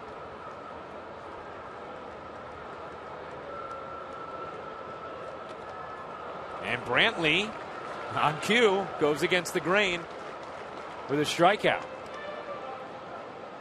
You know, we're talking about some great hitters, David. Who's the best hitter you ever faced? Well, to me, you know, Tony Gwynn was the toughest out. You know, maybe you didn't worry about him in terms of power. And look at that splitter. That is a high-quality pitch. Right over the top, straight down over home plate to get a tough guy to strike out to swing and miss. But Gwynn was the toughest out, without a doubt. The quickest hands. He could wait the longest to recognize the pitch. King Griffey Jr., when you worry about home runs with him, is he? Yankee fans will remember some of the bombs he hit off of me.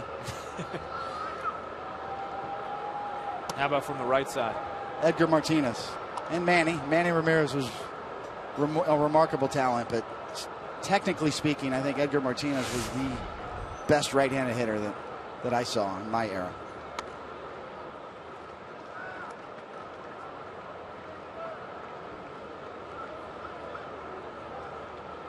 Edgar Martinez was one of the few guys who could hit Mo as well.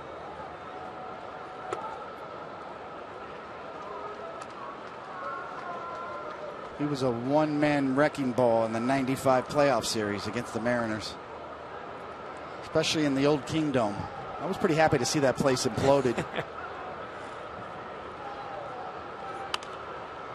That's flipped. foul ground and just over the tarp.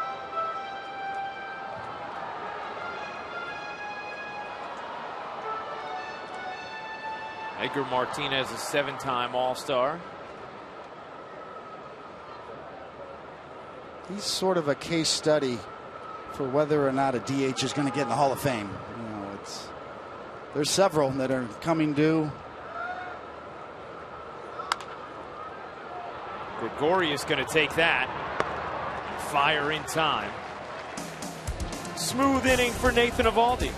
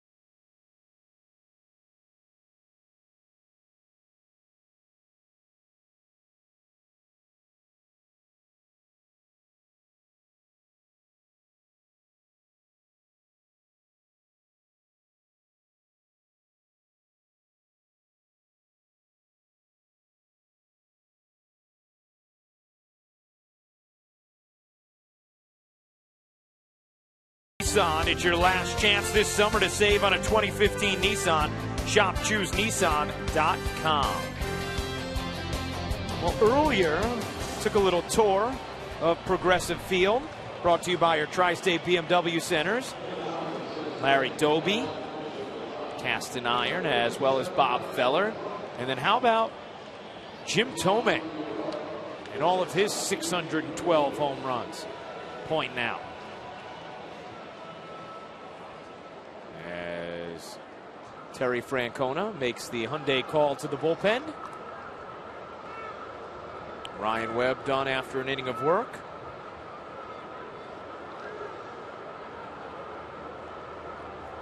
And Crockett on. You see on the season, Kyle Crockett, he's been warming up since last night, so he finally gets in the game.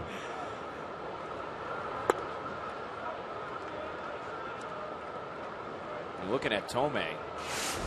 He was a dangerous hitter your Yankees teams faced in those postseason series against the Indians as well. Just some massive home runs when he got a hold of it.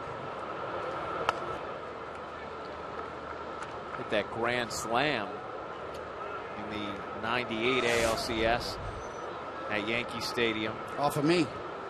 Oh, it was. Hanging slider. Swear I didn't even realize that as I was saying it, Dave. It made a loud sound. Gregorius rolls that to third. Urshela tosses him out.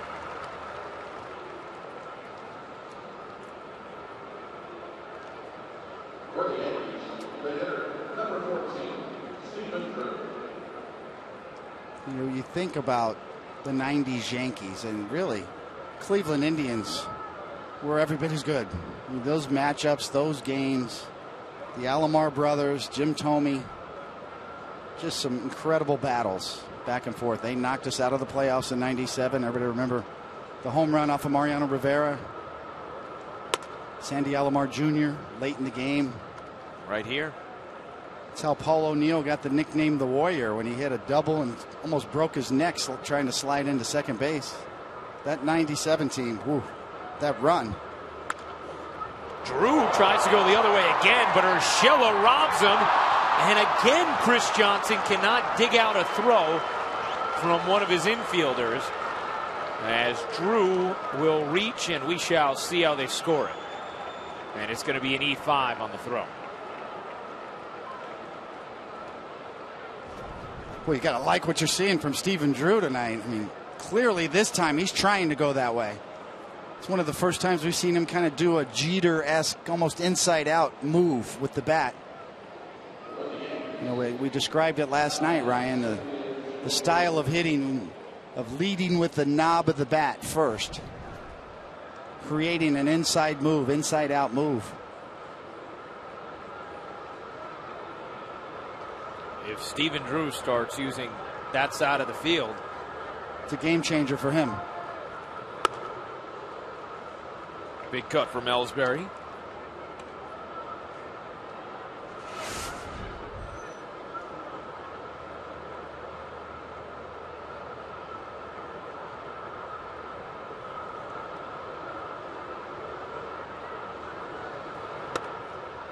Oh, and 2. You know, it's sort of the style of hitting is really, you know, that what I've noticed has changed over the last 20 years or so. And obviously the two examples I used last night were the Joe Carter style of hitting and the Derek Jeter style of hitting. And certainly a lot more guys nowadays are kind of dive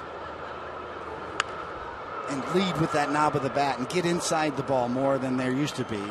Back in the 70s and 80s, it was more the bail and wail, where guys would step in the bucket and try to get the barrel of the bat out, get the bat out in front to try to generate power. That's why you see so many guys get hit in the hands. Their hands dive almost into the strike zone, and then inside pitches hit him in the hands. How many times do we see Jeter get hit by a pitch on his hands? Kyle Crockett will check on Drew.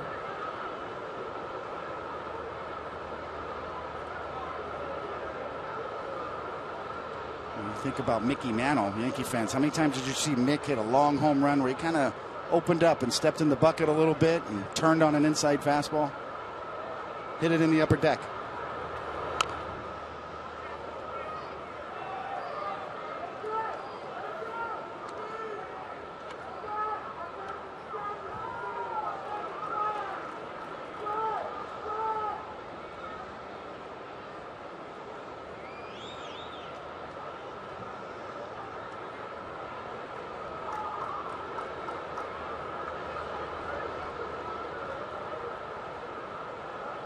The 0-2.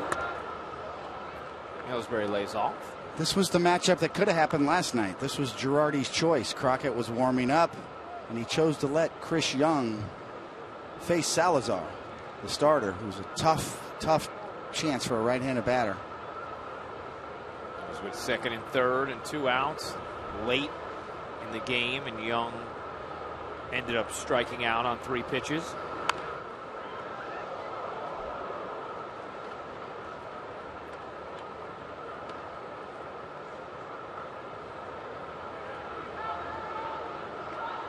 I think everybody up and down is just looks more comfortable, better, more quality at bats.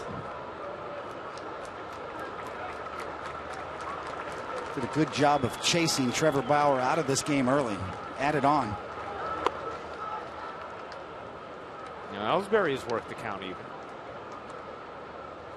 Ellsbury normally very aggressive for a leadoff hitter. Just 25 walks on the year.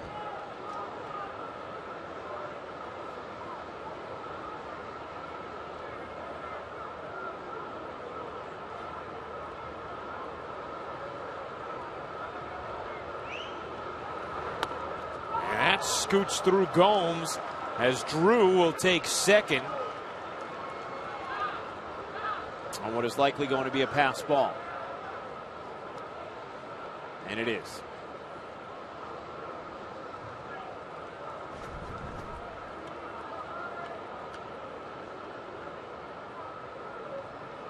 See, Gomes was just a little distracted as he thought that ball was going to get there in the air and didn't turn the glove over.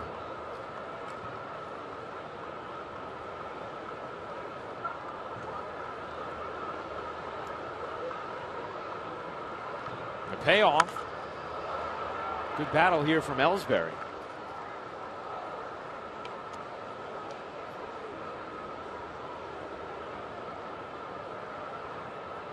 Ellsbury got the offense started with a single to left in the first.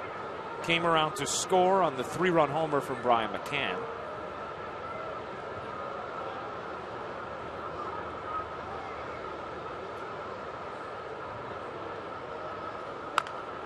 And he will see an 11th pitch as a bat.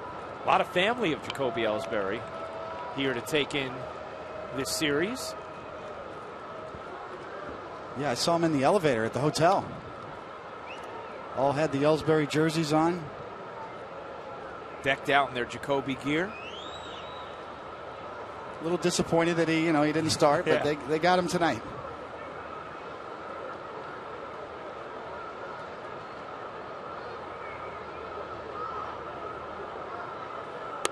And Ellsbury, with a heck of a plate appearance, works the walk.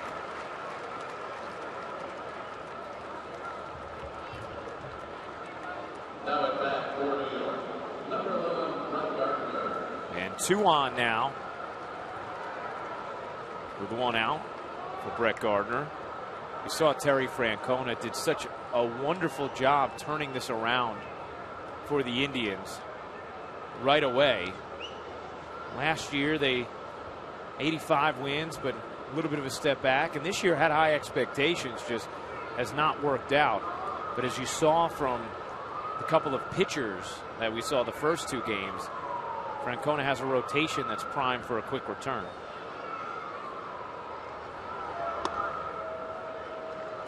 Yeah, arguably one of the best pitching staffs around. Even the numbers back it up. Strikeouts, power. The most prolific strikeout pitching staff collectively in the American League so far this year. And of course, Corey Kluber is just a monster on the mound. Gardner flips that down the left field line, foul. And now Yan Gomes wants to discuss with Kyle Crockett.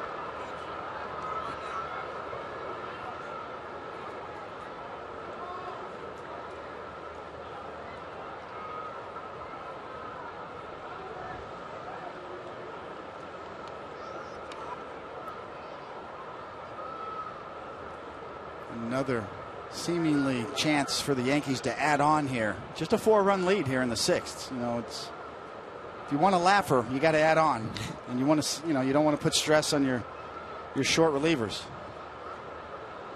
The 0-2. Spoiled by Gardner. Sean Armstrong warming for Cleveland. It almost feels like a bigger lead just because the 6 runs. It's been a while. Yeah. It's been a while, yes. The last thing the Yankees need is to sit on this, and the next thing you know, you got a high-stress situation later in the game. Gardner stays alive. And at this point, obviously, David, just want to win to end the 5-game losing streak if you're the Yankees, but it wouldn't be the worst thing to have that bullpen rested going into Toronto. Absolutely. And let Joe Girardi have his full disposal of weapons for the 3-game series.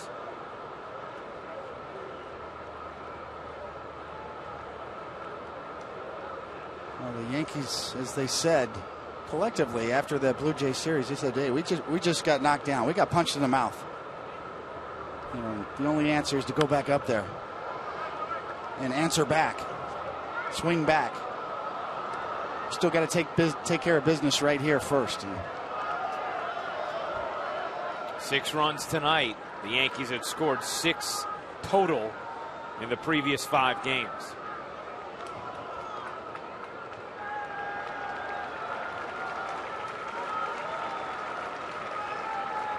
Stephen Drew and Jacoby Ellsbury on.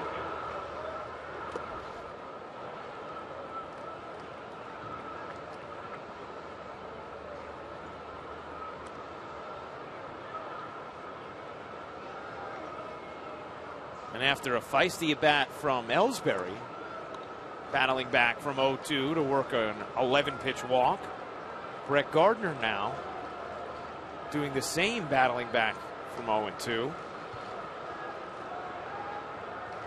Still in the hole 1-2. And Gardner wins the battle. Pokes that into center. Here comes Drew, the throw home. Not in time. Drew is safe. An RBI single for Brett Gardner. And the Yankees take a 7-2 lead.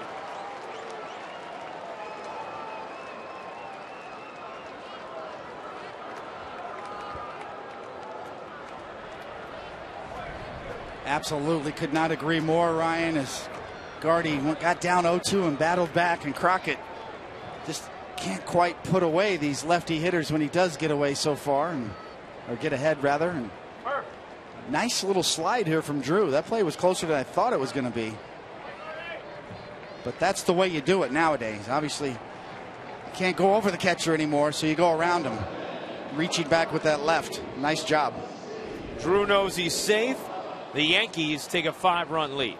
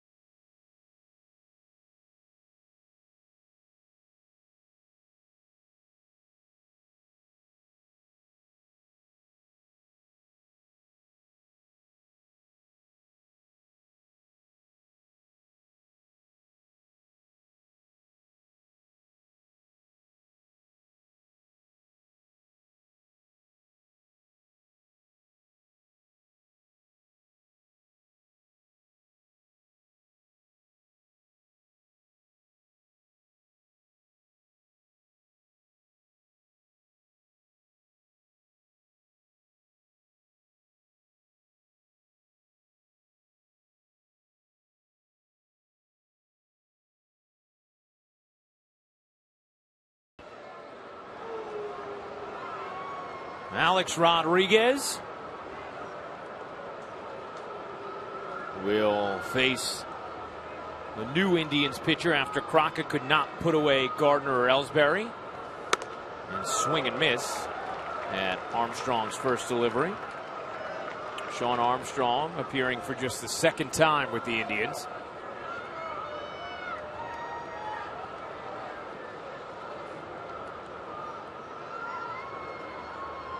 Ellsbury leads off second, Gardner off first.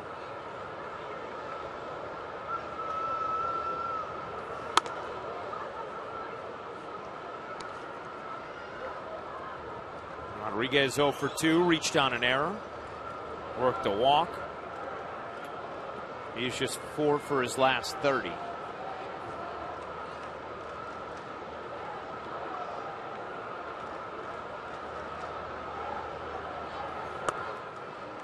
Says he feels good, though, David. Talked to him about that yesterday. At this point of the season, that's something that Joe Girardi's been asked a lot about as well. A-Rod's health, Mark Teixeira's health. Alex says he feels good.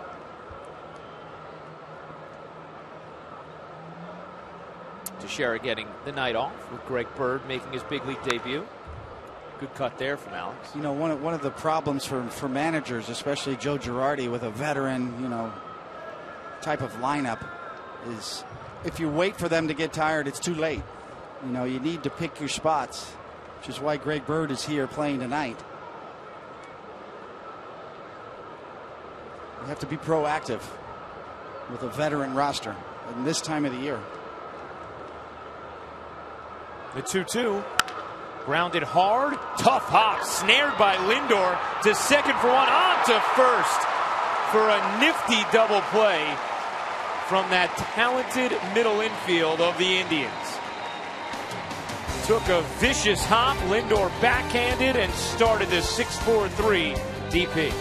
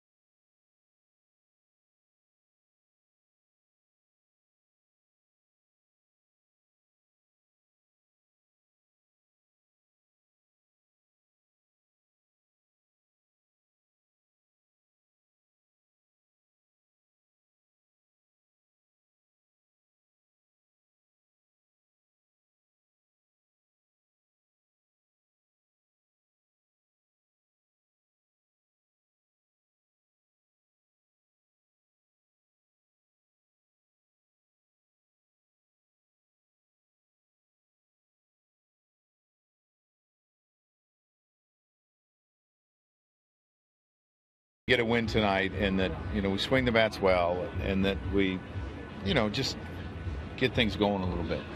Obviously you don't want to be swept here. It was we didn't want to be swept at home, and that we went through that. So I think today's an important game. Is it the end of the world? No, but I think it's a pretty important game. It's certainly an important contest. It tells you something just to get him to say that. Yeah, he was hedging a little bit there, but that's his job to hedge a little bit. But obviously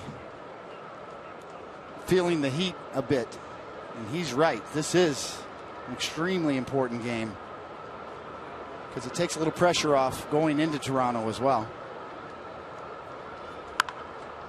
Well, with the 7 runs already tonight, at least you don't feel like you're still in that offensive rut.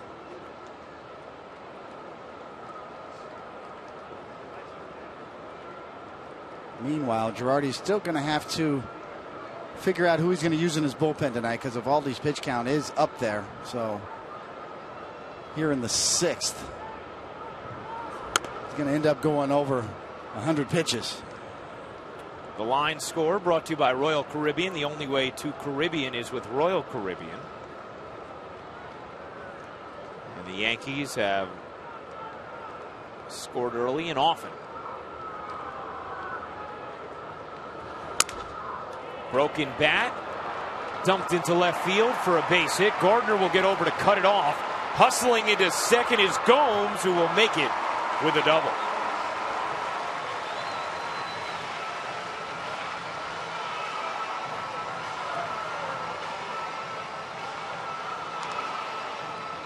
It's pretty remarkable. Gomes has got about 4 or 5 hits in this series, and all of them broken bats. He's traded a bat for almost every hit. And I'm sure he'll make that deal any day. It's good hitting. If you're the hitter, it's good hitting. I fought it off. If you're the pitcher, you're feeling a little unlucky. Abraham Almonte, 0 for 2.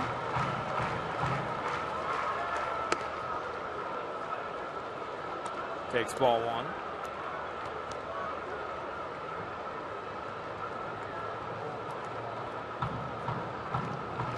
Eovaldi's had his share of base runners in this game. That's why the elevated pitch count. Number 95 coming here with nobody out in the 6th.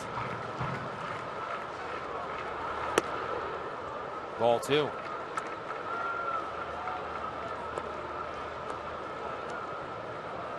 And now some stirring in the Yankee bullpen.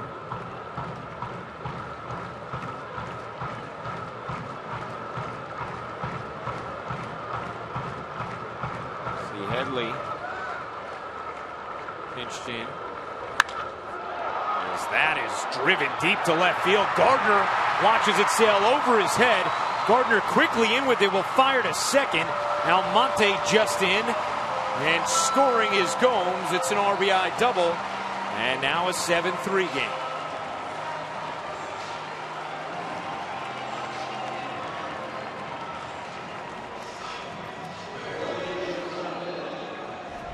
Just when you think you could take a little deep breath, Almonte lets you know, and this ball is scorched over Gardner's head. No chance for Brett to get there. You got to turn around and play it.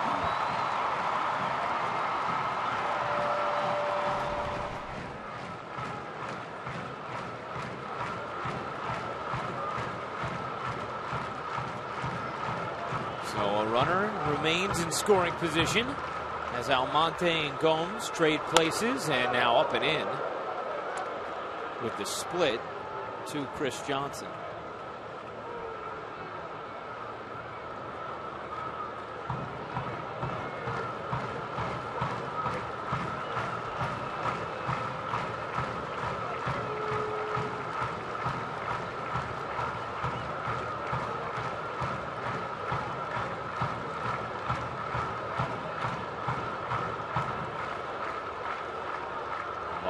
Takes a peek at Almonte.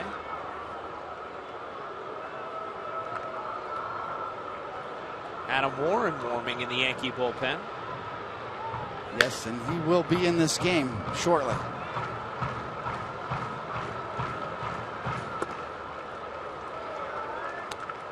And Eovaldi falls behind 2-0. And here comes Larry Rothschild.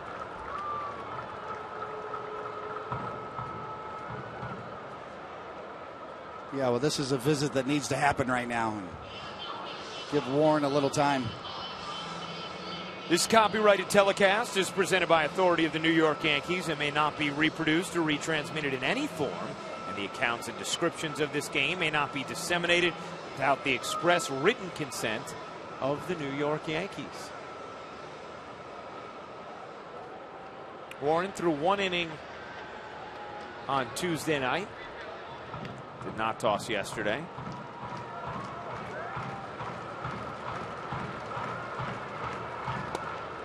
And now Eovaldi behind 3-0. Just hasn't been quite as sharp tonight, David, as he's been recently. Yeah, I mean, it's been a struggle. You know, he has stayed away from the big inning up to this point. Similar to Sabathia's effort last night. A lot of base runners, though. There's strike 1 to Johnson. Eovaldi's going to try to come all the way back to get Johnson here, but 9 base runners. He's got 15 outs.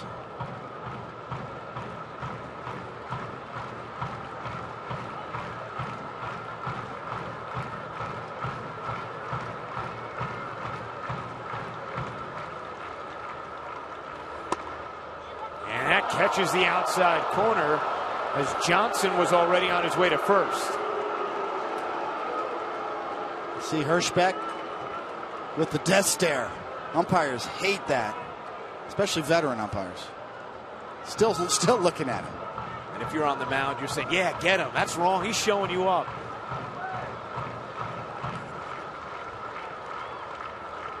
The payoff. Rolled slowly. Headley has to hurry. Does in time for the out. Almonte will head to third after the throw. But falling behind 3-0, Eovaldi battles back to get Johnson. Yeah, nice comeback from Eovaldi. Nice play from Headley. And good base running on Almonte's part. Getting to third with less than 2 outs.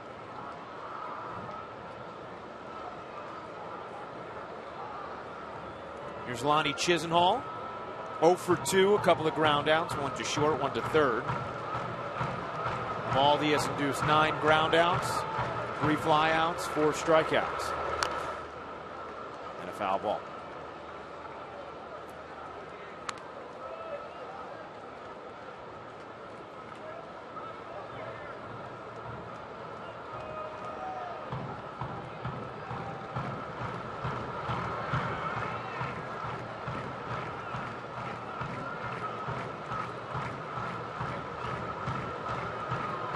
The 0-1. Hit hard, past the diving bird into right field. An RBI single for Lonnie Chisenhall, and the Yankees' lead has been shaved to 3.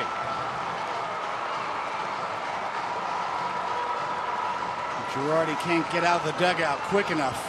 Already signaling for Warren. For the first time in 10 starts, Eovaldi has given up more than 3 runs. His night is done.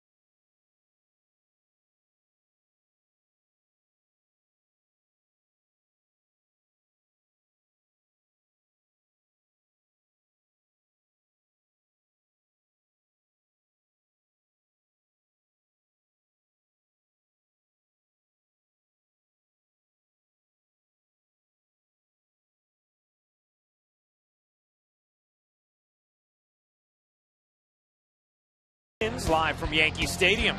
Catch all the action beginning at 7 p.m. as the Yankees playoff charge continues right here on New York's home for baseball, Pix 11. Well, the offense has broken out for the Yankees. 7 runs tonight after just 9 in the previous 7 games. Nathan Eovaldi, though, not quite as sharp, and his evening is now done. Adam Warren will come on in relief of Eovaldi. Yeah, Eovaldi got 16 outs. That leaves quite a few left. Warren's gonna have to try to pick up the slack here. You try to count backwards as a manager how many outs you need to get after your starter, and this is too many. But that's why Warren's here in this spot, because he can give you a little bit of length. And he starts off Urshela with strike 1. See a lot of base runners, 7 hits and 3 walks, 10 base runners there in 5 1/3 innings. At times looked very good. Splitter was good. Good curve early in the game. Kind of got away from him here in the 6th, obviously. Gave up back-to-back doubles to Gomes and Almonte, and then an RBI single to Chisenhall, who is on first right now. Just wasn't able to get his fastball in, to keep it into lefties. Really got burned on his fastball trying to bust guys in.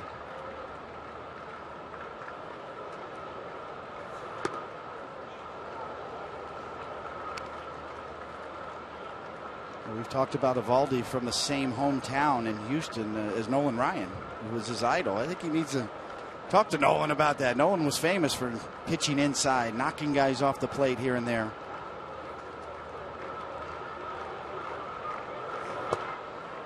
Urshela went around.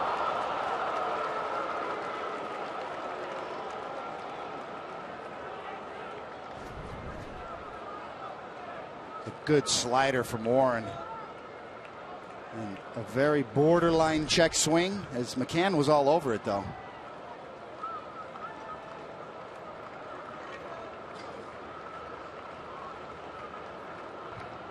The 2-2. Breaking ball. Could be two.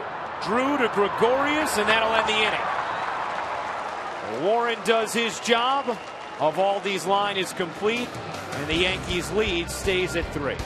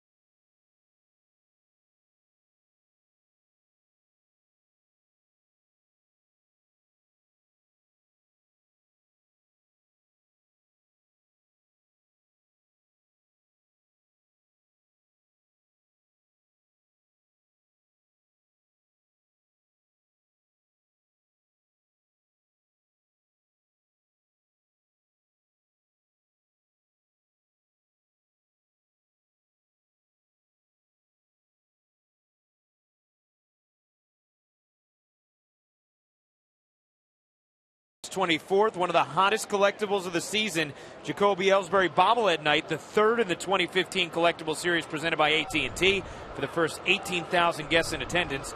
For tickets, log on to Yankees.com, visit the Yankee Stadium ticket window, Yankees Clubhouse shops, or call Ticketmaster at 877-469-9849.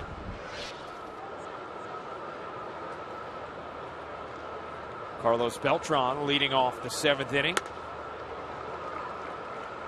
Beltran 1 for 3. Single in the 3rd.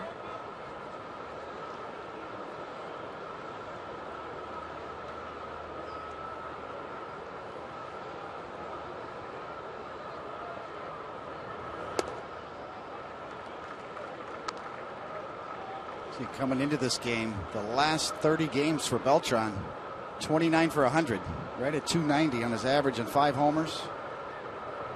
We talked about his resurgence.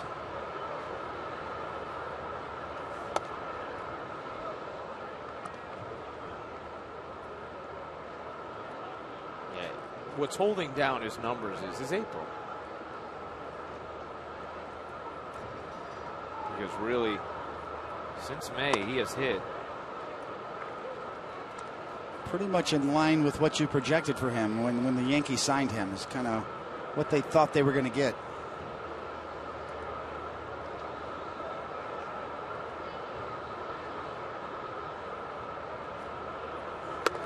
Swing and a miss. Beltran down on strikes. The New York Yankees in-game box score is brought to you by the Lexus Golden Opportunity Sales Event. Top of the order, doing damage for the first time in a while for the Yankees. Brian McCann, a 3-run homer, and a big game from Stephen Drew. An RBI double and a solo homer. Has also scored 3 runs. Yeah, the bottom of the Yankees order once again.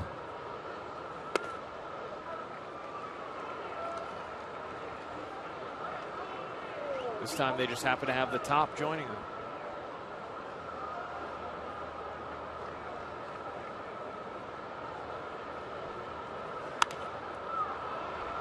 Shallow center. Out goes Lindor, the shortstop, to make the play. Yeah, that was kind of the knock on the Yankee offense earlier in the year, that it was too top heavy. You know, the guys at the top of the order were carrying the load in the bottom of the order. Didi and Drew was problematic. Now you get everybody going at once. You've got a pretty deep lineup at this point, or potentially.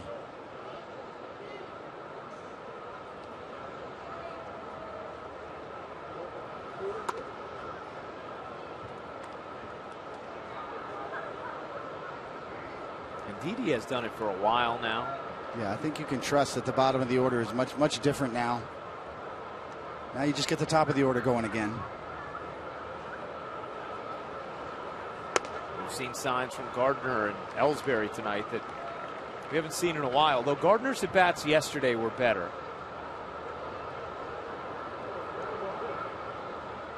Didi doing his best Paul O'Neill in right field impression. He's feeling it. Ooh, and that clips the foot of John Hirschbeck.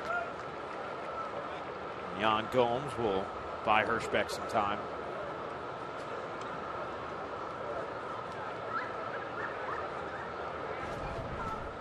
We'll get another look on a slider. Yeah, right off the shin bone.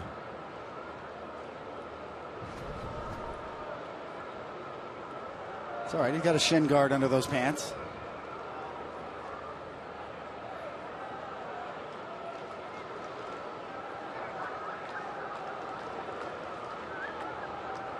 The 1-2 to Headley.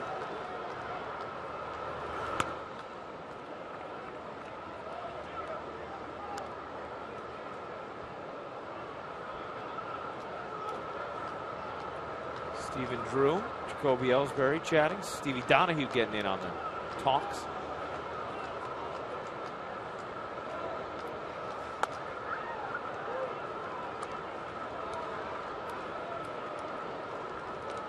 We see some of those conversations. They look so serious, and it's kind of like in the movie Bull Durham. It's like, hey, we're going out for dinner in Toronto. What do you think? What about this place? Plenty good options there too.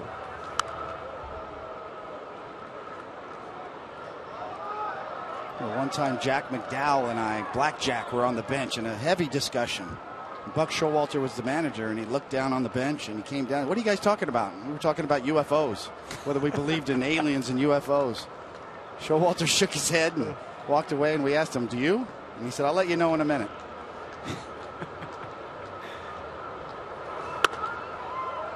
Headley works the walk. Yeah, sometimes body language not a dead giveaway on the import of the content going on in the conversation. Well, the way it ended was Showalter came back down and said, no, I do not. And both Blackjack and I did, so it was 2-1. So you win and UFOs exist. UFOs, yes. What did Showalter have to decide? Was he like not sure? He went down to the other end of the dugout? He was just caught off guard as to what he thought we were talking about pitching or some in-depth conversation. But he needed to take a minute before he could tell you whether or not he believed in UFOs. Yes.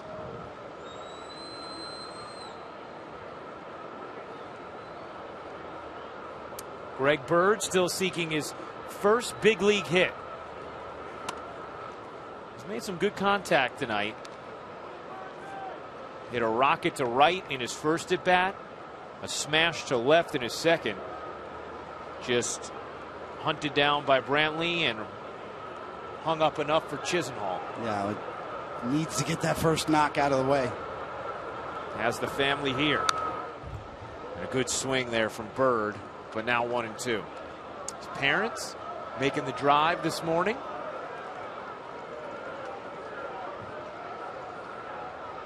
Bird was called into the manager's office. Dave Miley at Scranton Wilkes-Barre yesterday and told he needed his passport. And that's how he found out he was headed to the Yankees. Of course, doesn't need the passport in Cleveland, but he will in Toronto. He's 0 for 4.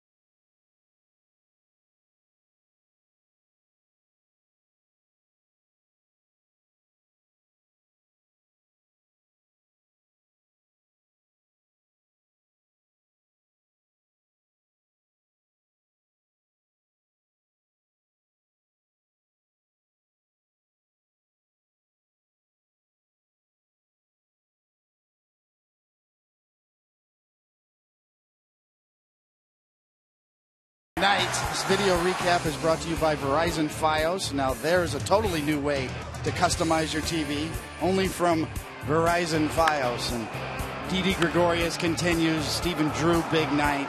Brian McCann's big three-run home run in the first was the blow that got the Yankees going, but they've added on since. Everybody's had good at-bats. Take a look at the game summary brought to you by the Honda Summer Clearance Event. And as David mentioned, Brian McCann's homer got it started. Big night for Stephen Drew. Brett Gardner getting going again. 2 hits, a double, 2 ribbies. And the Yankees holding a 3-run lead. New pitcher for the Yankees. Justin Wilson on in relief of Adam Warren, who didn't have to work much, faced 1 batter, got 2 outs, an inning-ending double play. A little surprised. See, Chris Young's going to be in there for defense. Thought he might try to run Warren out there for the 7th.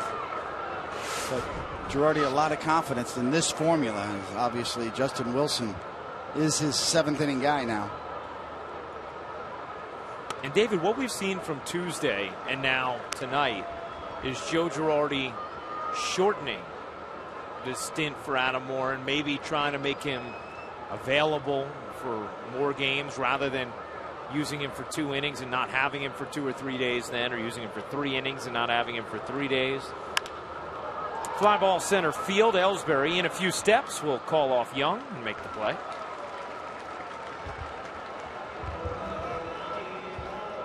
I think, you know, part of the thinking is obviously Wilson's been lights out with that dominating fastball that he throws with excellent life on it.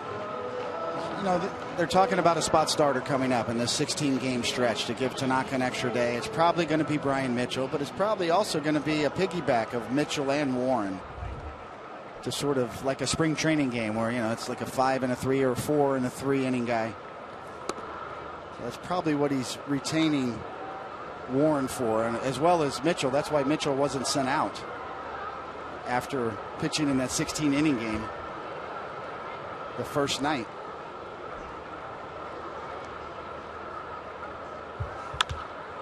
Lined up the middle, a base hit for Francisco Lindor.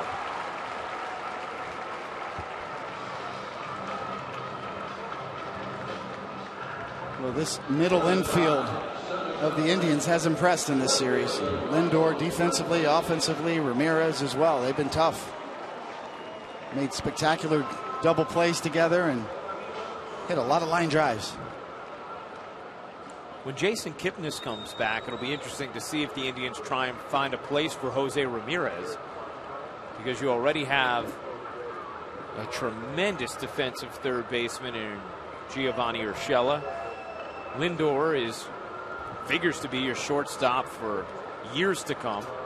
21 years old and the number 9 prospect in all of baseball heading into this season.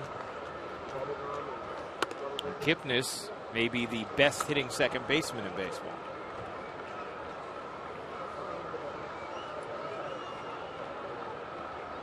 That's a high quality problem, though. It is. It's a nice piece to have, nice chip to have, because middle infielders are in short supply nowadays. And just ask the Yankees. They had to jump through hoops to get the trade with Gregorius done.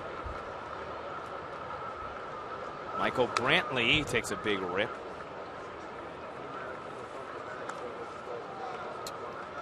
Brantley 0 for 2 with a sacrifice fly. Has reached base in 22 straight when playing the Yankees. And over the last 2 seasons has hit well north of 400 against them.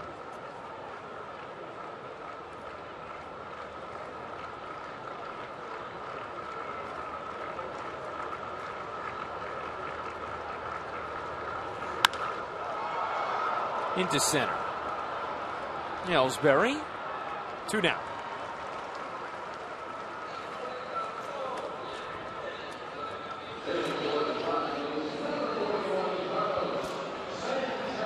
Dellin Betances getting going.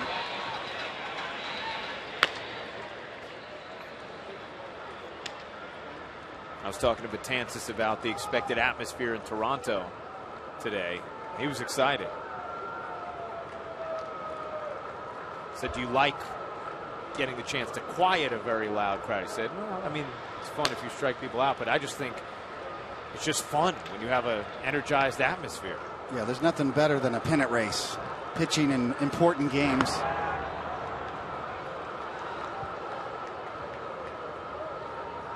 And you always hear about what that atmosphere was like in Toronto when the Blue Jays were good. David, you experienced it firsthand. You have a good idea of what this weekend's going to be like. Yes, there is a tremendous hunger. We've talked about it, but it does bear repeating. You know, there's a perfect storm going on up there right now, at least in terms of their anticipation. They had over 1.5 million viewers on one of their telecasts recently, which is competing with Hockey Night up there in Canada. You think you might actually get baseball highlights in your hotel room this time? I think absolutely, especially because it's the Yankees. The Blue Jays, you know, the Yankees are the big brother to a lot of teams. You know, it's the benchmark, and even Cleveland here in this situation. Anytime you're a team that beats the Yankees, that's the epitome. That's the one everybody savors a little more. And the Yankees have beat up on the Blue Jays a lot over the last 20 years. I think they've won 16 season series and only lost 2. Wilson falls behind 3-0. And if Wilson loses Santana, we wonder if we might see Betances here. Yeah, this is not what you had in mind, you know, when the Yankees had a 5-run lead. We were hoping to stay away from this.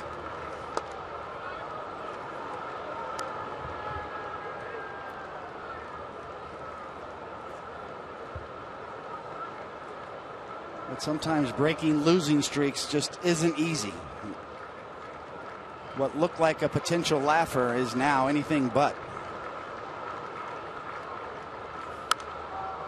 Foul back this way, and Wilson has the count full. You're trying to figure out this Cleveland Indians team. You know, there's a lot of talent. You and I have talked about it. It's remarkable. You look, wow, with it, great pitching staff. Obviously, you point to the offense. Kipnis, the injury, their best player, but it's really been at home here. Their home record, 24-33 at home. They're 29-26 on the road, so very unusual splits, home and road. That's cracked just past the dive of Didi Gregorius and into left field. Moving to third is Lindor. And now runners on the corners. And the tying run coming to the plate in the form of Yan Gomes. And Justin Wilson will not get the chance to face him. Dellin Betances will come on to try and get the Yankees out of a 7th-inning jam.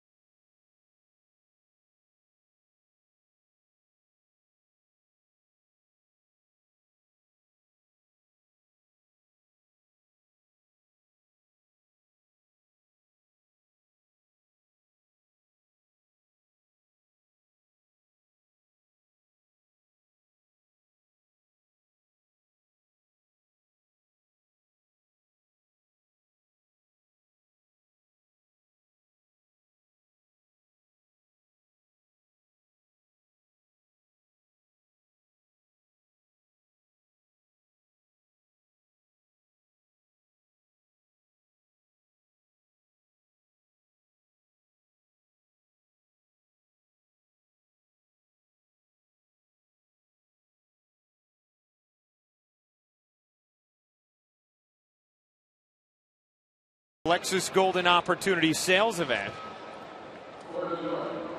Jose Ramirez and Francisco Lindor done a little damage at the top, but it's been pretty well spread out. Santana and Gomes with 2 hits apiece. And it's Yan Gomes who comes to the plate now as the tying run in the 7th inning.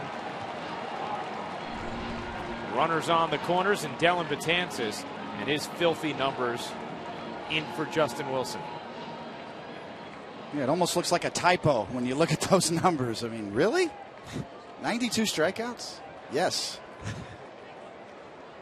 25 hits and 58 in the 3rd inning.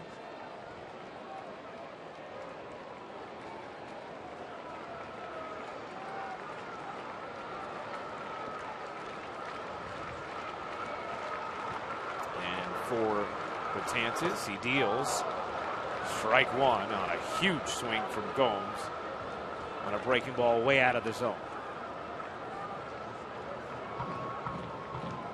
14 straight scoreless appearances for Betances.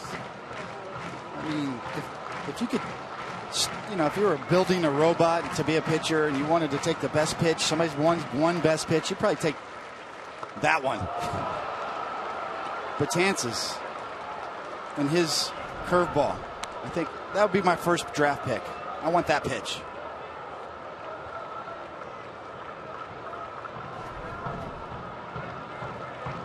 Betances quickly ahead 0-2.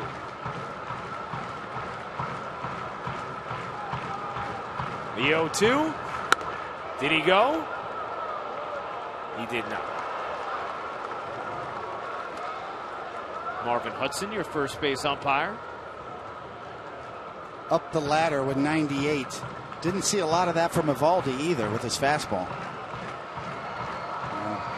Elevated fastballs and pushing guys off is the last piece of the puzzle for Nate. Runner goes and takes second as Betances paid Santana no mind and will focus on the batter.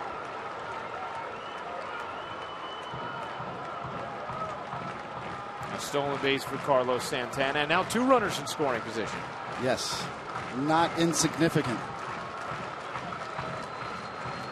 Here's the 2-2. Just missed a little high, and the count now full as Gomes is battled back from down 0-2.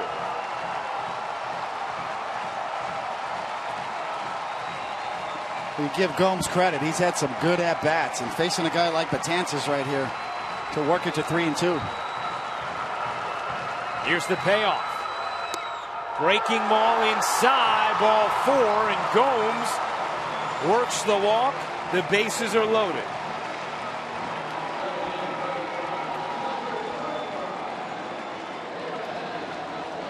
Those first 2 swings, David, Gomes looked like he didn't have a chance.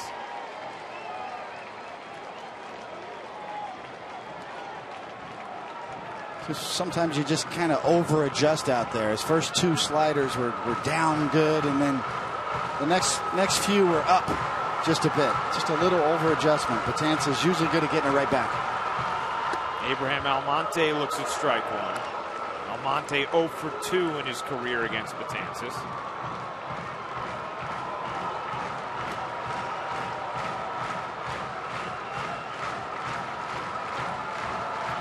The base is loaded, and the Yankees holding a 3-run 7th inning lead. 0-2.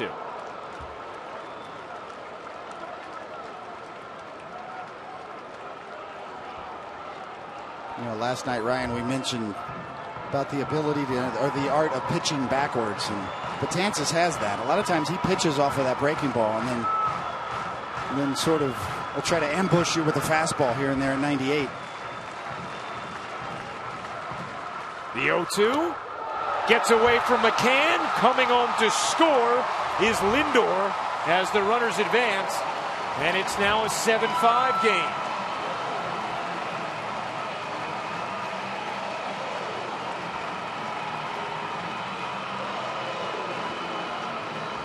Well, there are wild pitches, and there are wild pitches, and this is as wild as it gets. Almonte does a good job of getting out of the way. Almost went through his legs, it looked like.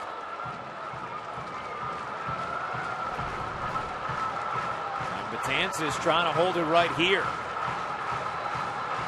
The 1-2, swing and a miss. He got him, then escapes further trouble. So the Indians scrape one across, but Betances strands two, and the Yankees maintain a 2-run lead.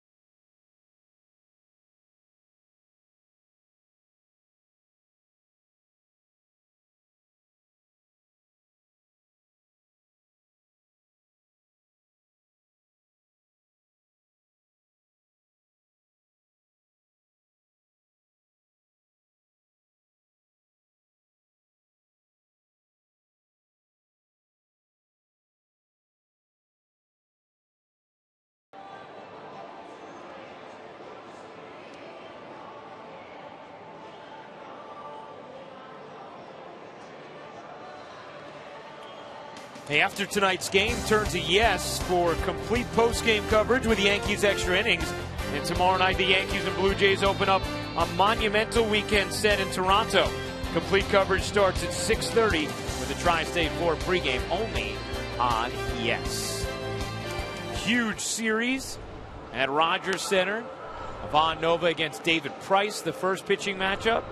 Then it'll be Tanaka and Estrada. And finally, Luis Severino will get his crack at the Blue Jays against Drew Hutchison. Good matchups. And we mentioned before the Blue Jays, as you see Austin Adams' numbers on the year. Blue Jays 2 separate 11-game winning streaks in 1 year. It's the first time that's been done since 1954 when Cleveland Indians did it.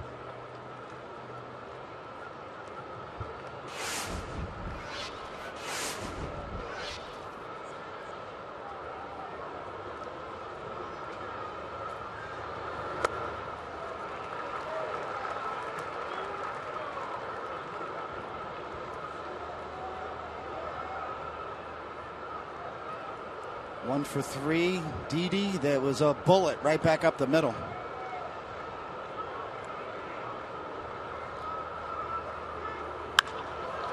That's driven to center, but right to Almonte. 1 out. Stepping to the plate for New York, second baseman Stephen Drew.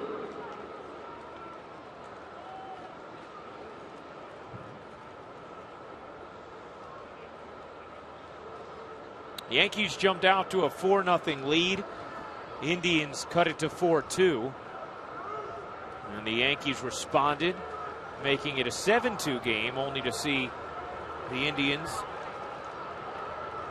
carve back into that with 2 in the 6th and 1 in the 7th.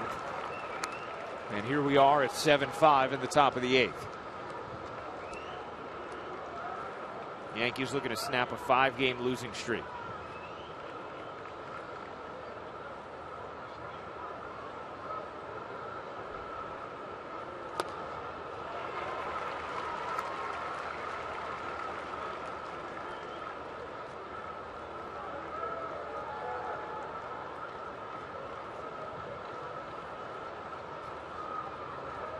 Drew has had a productive night. 3 runs scored, a homer, a double, 2 ribbies.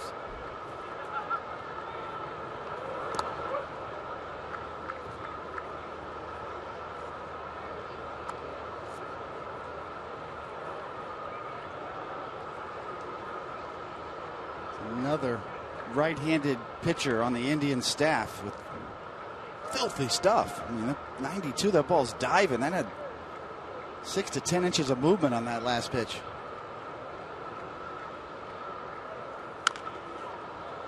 Well, when Austin Adams came in the 16th inning on Tuesday night, you and I looked at each other like, really? That's one of the final guys in the pen? Yeah, that's the last guy. That was your last choice, this guy. But another big arm. 98, 97 on the top end, and something moving down at 90, 92. Like that. I don't know if that's a splitter or a power changeup he's throwing.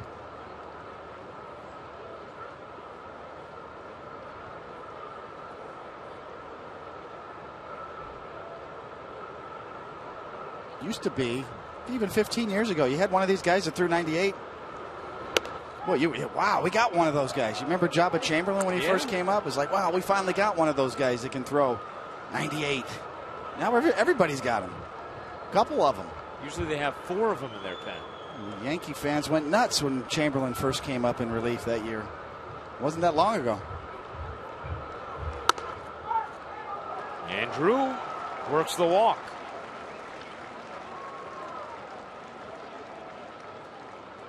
You know, David, we react to the radar gun still when we see 97, 98, 99. You wonder, with so many teams having so many guys that hit it, if as the game evolves in 10 years, is it going to take something more for us to note velocity? Yeah, that's a good point. And hitters have adjusted too. Hitters are, the more they see the power arms, the more they adjust as well.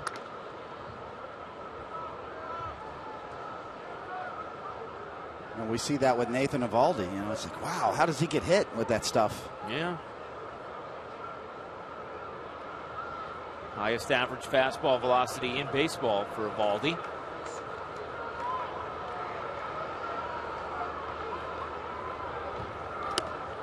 Ellsbury ahead in the count 2-0.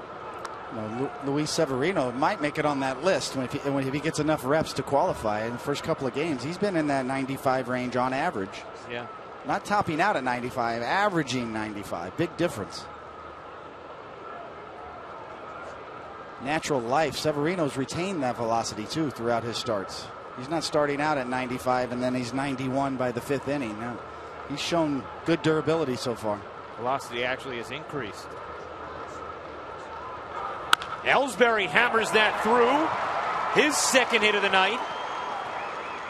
And the Yankees set up with first and second and 1 out.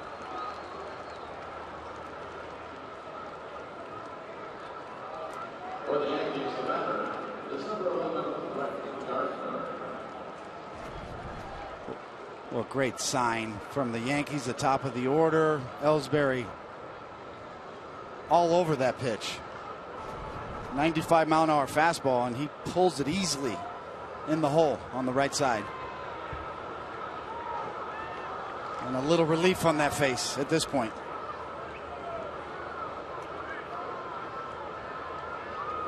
I mean, that has to be an amazing sign for Joe Girardi and the entire Yankee offense as well, just to see Ellsbury tonight after the day off. He had been 2 for his previous 27. Comes up with 2 hard hits and a walk. As Jeff Manship warms. And Brett Gardner, another good sign tonight. A double, a single, a walk, a couple ribbies.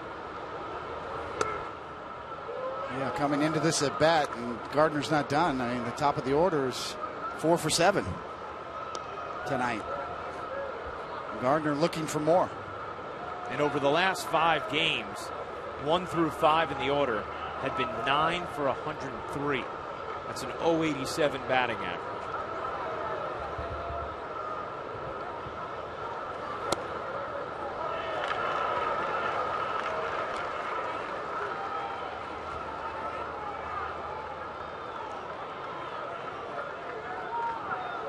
Love the way Gardner took that pitch. That was a ball. Hirschbeck called it a strike.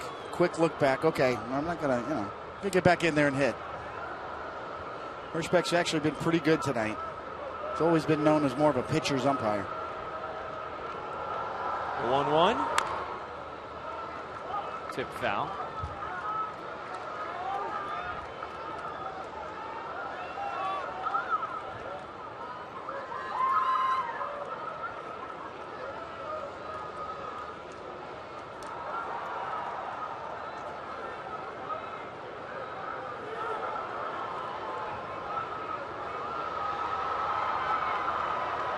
Ellsbury on first, Drew on second. The 1-2. Taken high, 2-2. Good take right there. Can't do anything with that one at 97 above the belt. So Gardner's definitely seeing the ball better, getting much better at bats. Heard John Flaherty, our colleague, talk a lot about that. He pays attention to how a hitter takes a pitch. His long tenure as a catcher, he made a living doing that. The 2-2. Another close pitch that Gardner lays off of. That one was even maybe a little bit down from the previous one. And Alex Rodriguez awaits on deck.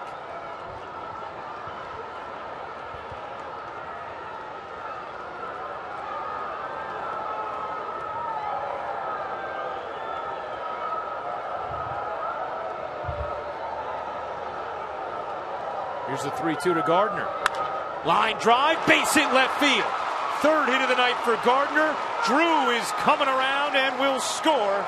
It's an 8-5 Yankee lead as the top of the Bombers order keeps doing work here in Cleveland.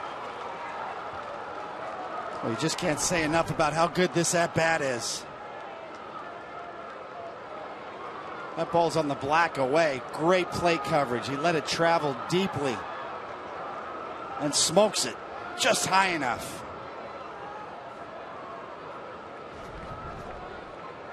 Brett Gardner now with 3 hits, 3 RBIs. That'll end Adams' night. Yankees back with a 3-run lead.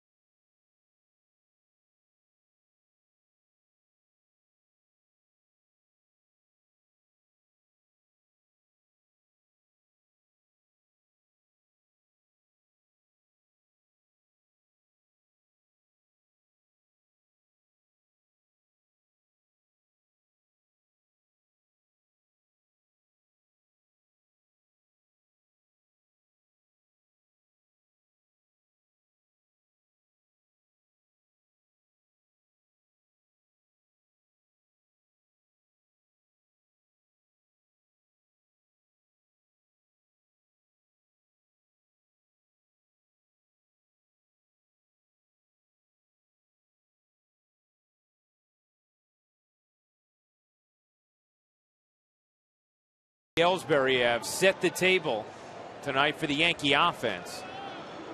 5 for 8, 3 ribbies, a couple of runs, and much needed.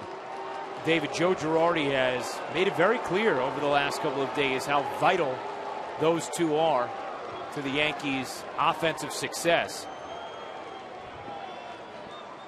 And for the first time in a while, they're both going at the same time. Yes, and it's no coincidence that the Yankees busted out with 8 runs so far here in the 8th because of those guys. And Stephen Drew touched home plate 4 times tonight for a career high in runs scored. Rodriguez, the one guy who hasn't totally gotten in on the act yet tonight. He is 0 for 3 with a walk. Chance to change that here with Ellsbury on second and Gardner on first. And the new pitcher, Jeff Manship.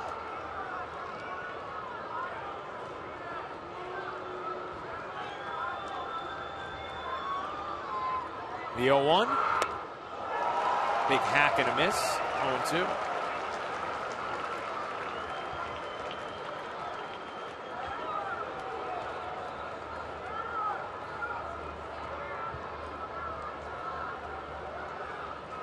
One of the things you look for with regard to veteran hitters is they start guessing a little bit. You know, and Alex is a smart hitter. You kind of see he's been in that mode the last few games, kind of search mode, guessing. It's when you see swings like that on breaking balls. Sometimes veteran hitters will go up there and just eliminate one pitch or sit on one pitch and look for it the whole at bat. We saw him last night in the 8th inning sort of miss a hanger. Yes, he's definitely looking fastballs. At least that's the way it seems. And not recognizing some of those sliders. Although these Indian pitchers have quality stuff. The 0-2.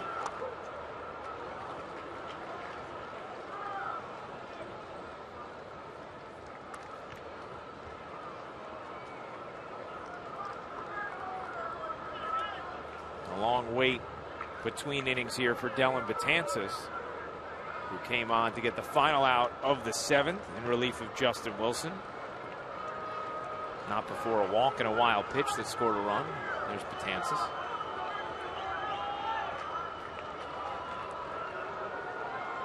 The 1-2.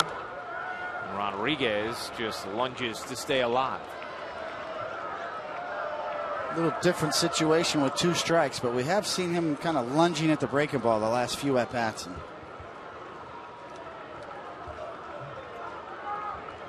You know, as we said before, we've talked a lot about the dog days of August and Alex and Teixeira. Are they getting tired? And it's not about them getting tired. It's about Joe Girardi protecting them from getting tired. As we said before, if you wait till they get exhausted, then it's too late. That's why Greg Bird was called up. Better swing there from Rodriguez. Well, Teixeira getting one of those days off tonight. And Greg Bird chatting with Teixeira. Bird was very complimentary of Teixeira and the teacher he was to him in spring training. And perhaps the teacher he's being to him right now. It's a beautiful thing right there. Talking hitting.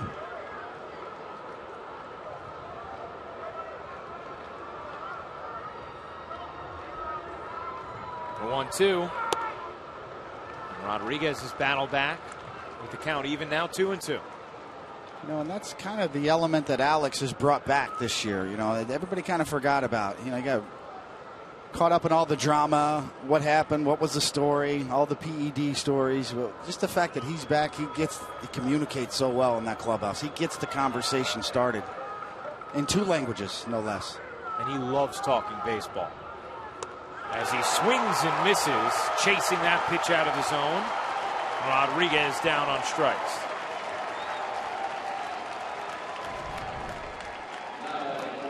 You can see really waving at a pitch way outside. I mean, this is a major league pitcher with a quality slider, but Alex will tell you, you know, that one got away from him a little bit. Now Chris Young, his first at bat of the night, came on to replace Carlos Beltran in right field. Young in a little 0 for 11 slump.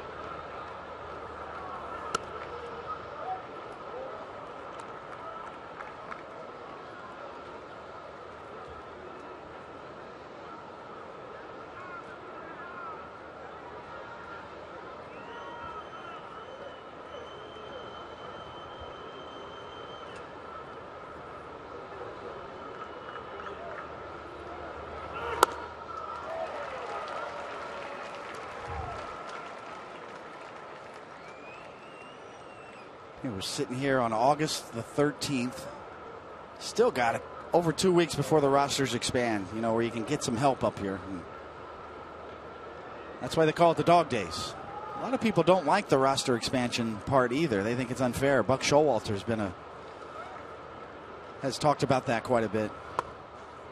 Thinks it's unfair that you're able to expand the roster to 40, so you can get an extra 15 guys up here if you want. Most teams don't call that many up. But the idea has been floated that that's okay, but on any given night you have to have 25 men designated that you could use for every particular game and not be able to use 30 to 35 players in any one game. That would be a compromise.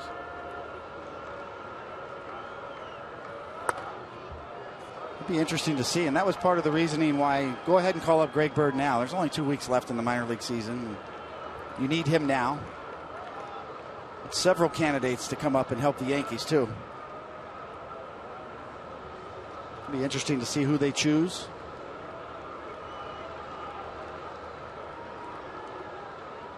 The 3-1 fouled off by Young.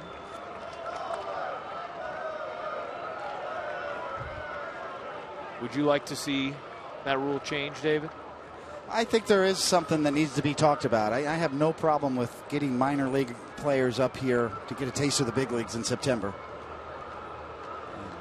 Sometimes if you call too many guys up, the clubhouse gets crowded. It gets a little distracting. Might bother some of the veteran players.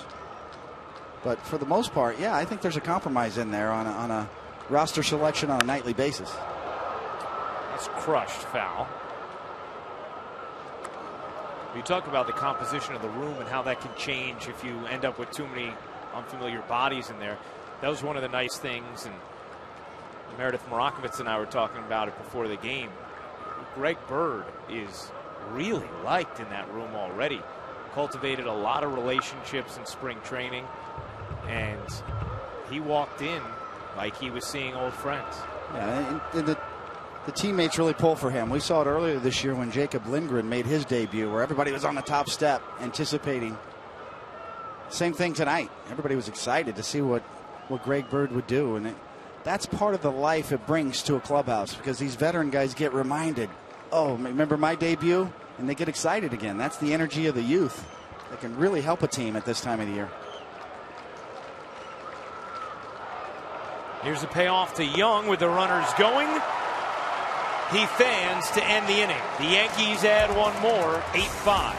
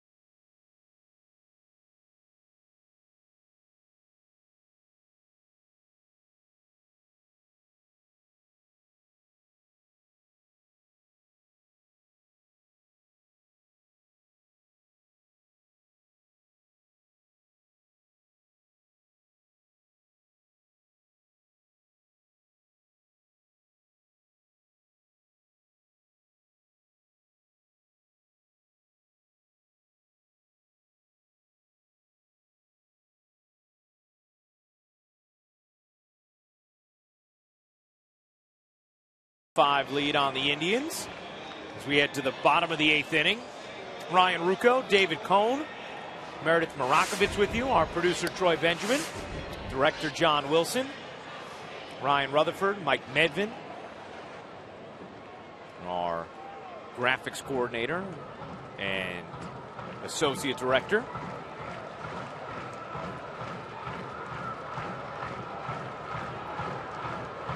Dylan Betances out to work the 8th after getting the final out of the 7th, but not before a walk and a wild pitch that scored a run. Betances did strand what was the tying run in scoring position. Stranded runners on 2nd and 3rd with a strikeout of Abraham Almonte to end the inning. And quickly gets ahead 0-2. Yeah, Yankees got back with a run in the top of the 8th that they gave up in the bottom of the 7th. So, Betances, still got to use him here. Would have been nice, if the Yankees could have, somebody go deep there, blow this game out, so you could have saved Betances here, but not now.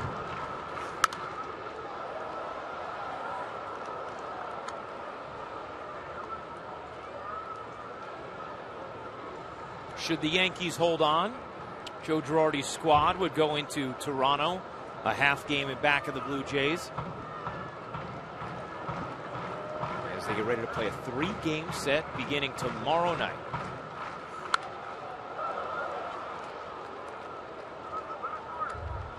Yeah, not too many people predicted in spring training that a series in Toronto in the middle of August would be as big as it is right now.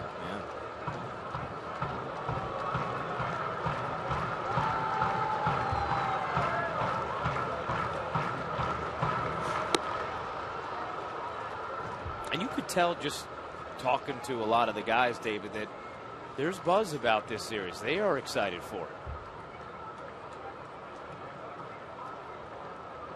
Looking for a little payback, the Yankees are.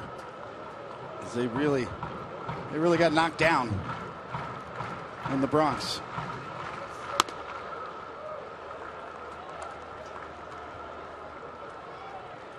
Count evens at 2-2.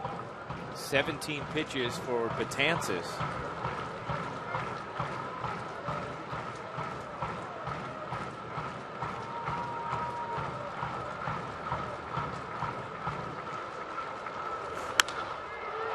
Driven towards right center. Ellsbury on the run. We'll watch it go to the wall.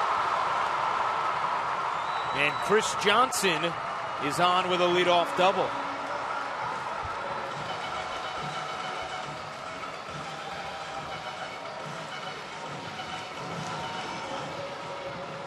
Another good at-bat from Chris Johnson, who's been renewed after the trade from the Braves over here to the Indians.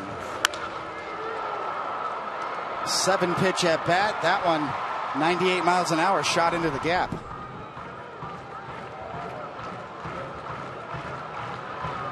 And every time it seemed like it's going to be easy and smooth sailing tonight, the Indians have responded.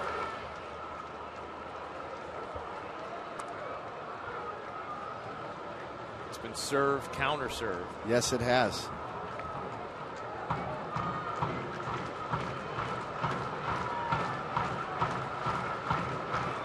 Here's Lonnie Chisenhall. An RBI single in his last at bat.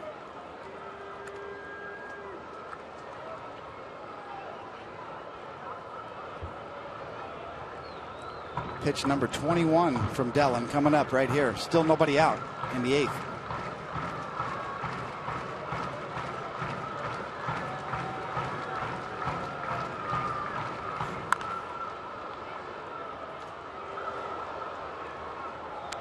And as that pitch count rises, you begin to wonder about the availability tomorrow. Want to take care of this game first, of course.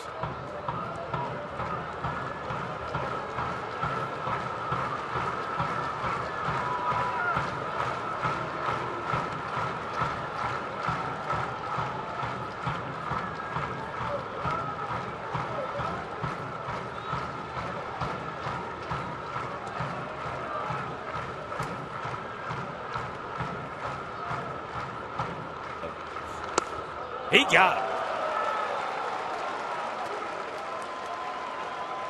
Chisenhall down looking for the first out of the 8th. Gives up on it. That's the thing that's So interesting about Betances' breaking ball is that even when it's up, it's still sharp. Usually, most guys, when they get their breaking ball up, it's usually a hanger. It stops breaking. His never stops breaking. So he hardly ever throws a hanger. Even when it's up, it's sharp. Giovanni Urshela skies that into center. Jacoby Ellsbury under it for the second out.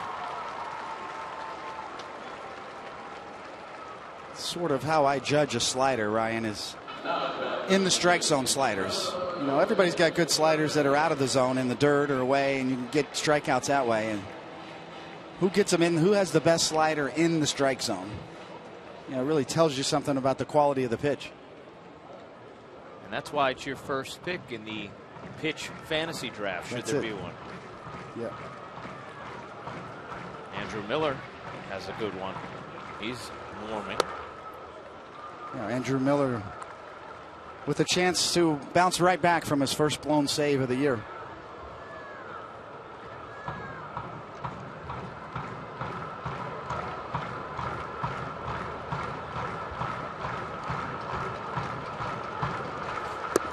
Swing and a miss.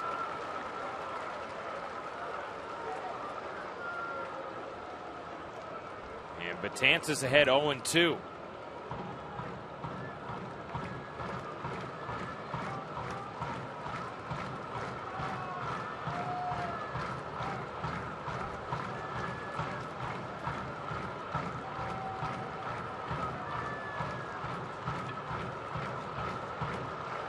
The 0-2 rolled slowly foul.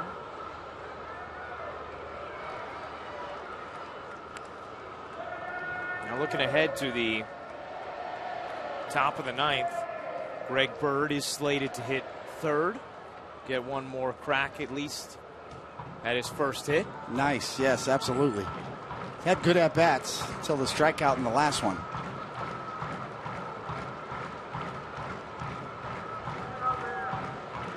The 0-2. There was that top of the zone breaking ball. Yeah, very close.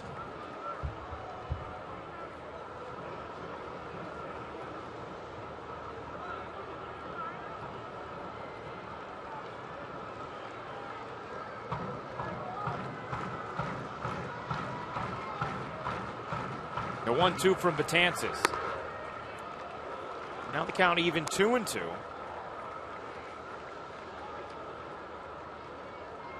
And Jose Ramirez, who is 1 for 4, singled and scored in the third. Had a couple of hits yesterday, 3 hits in the first game of the series.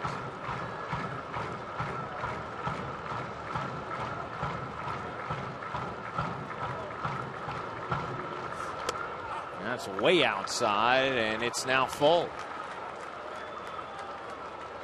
Well, Betances just a little loose with his delivery the last couple of pitches. You know, body control so important for a pitcher out there, to be able to hold it in there just a little longer before you swing your arm through and snap that breaking ball. Just flying open a bit.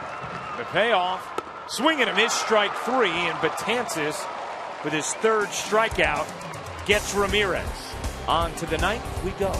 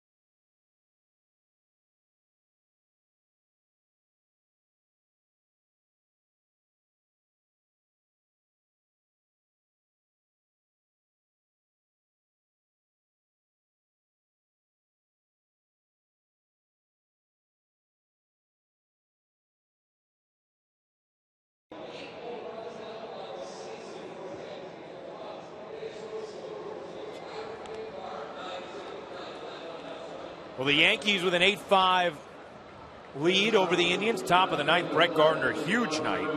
3 hits, 3 ribbies. And Greg Bird will get one more at bat, at least.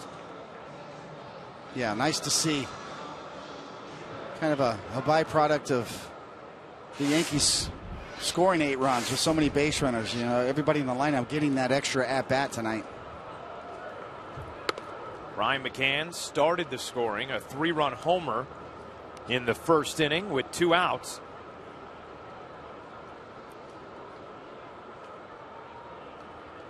And obviously a big swing with the way the Yankees have struggled, but especially in the context of that inning, David, because Ellsbury and Gardner had gotten on, and then Rodriguez and Beltran both popped out in the infield. And it sort of felt like, oh, here we go again. Absolutely. So McCann ended that and now rifles this to right. But a nice catch, backpedaling by Chisenhall just in front of the wall. Yeah, I agree with you, Ryan. That 3-run home run from McCann with 2 outs in the first. One of the biggest he's hit all year.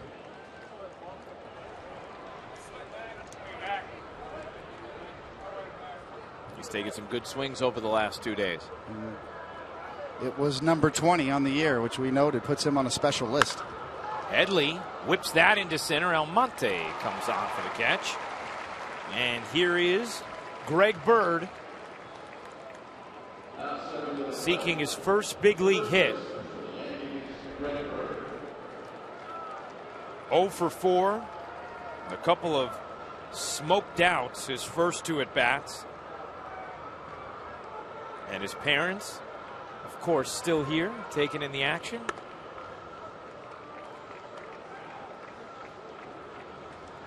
I wonder if they have their passports to get to Toronto. Bird lines that foul.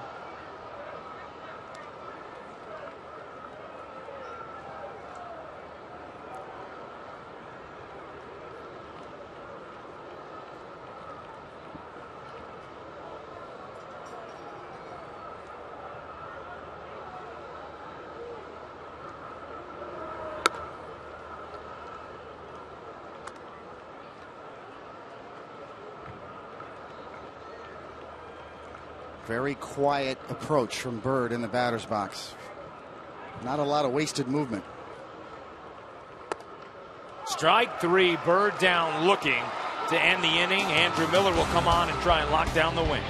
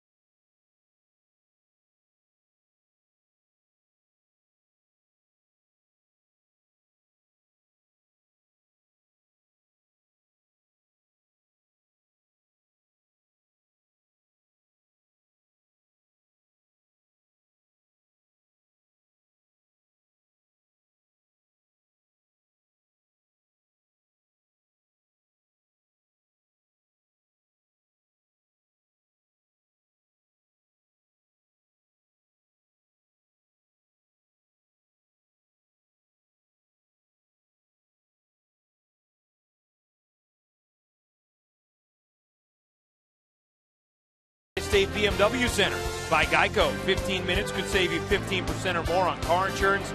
By Norwegian Cruise Line. Cruise like a Norwegian. by Verizon Fios. Now there's a totally new way to customize your TV, only from Verizon Fios. Buy Bob's Discount Furniture. Everything's better with a Bob-O-Pedic. Find out why at mybobs.com. And by your Tri Honda dealer. Hurry to your local Tri Honda dealer for great deals on the 2015 models. Well, the Yankees looking to lock down a win here in Cleveland, avoid the sweep, and snap a 5-game losing streak.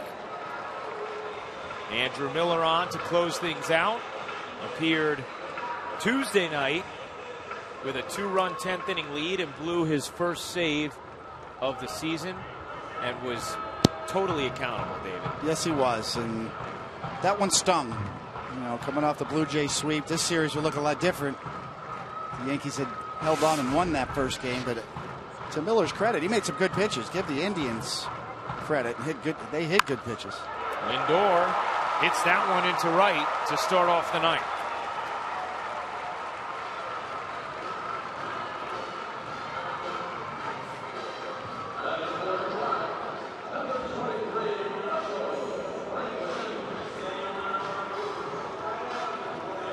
These guys are tough to shift on. I mean, they use the whole field. We've seen Lindor, Brantley, Ramirez, really all these Indians hitters for the most part play them straight up.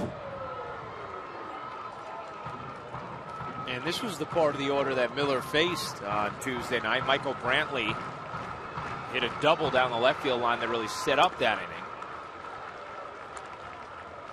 And as you mentioned, Dave, it wasn't a bad pitch. Miller talked about it afterwards, said, I executed the pitch the way I wanted to. I guess on second thought, maybe I should have selected a different pitch, but it wasn't like my execution was off.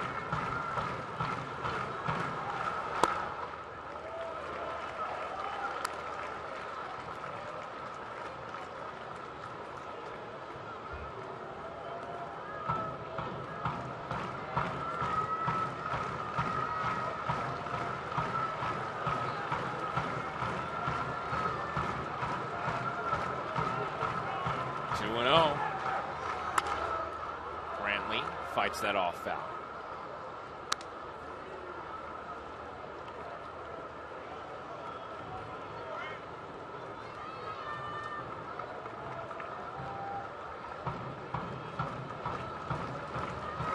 It's been long and laborious with a lot of twists and turns, but Joe Girardi trying to get out of here with a victory.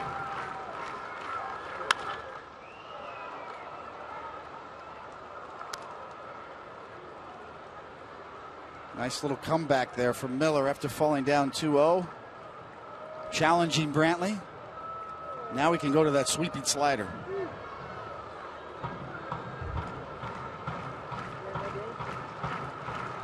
Is that what McCann will go to? Miller shakes off. Wanted the fastball. Tosses it outside. Count full.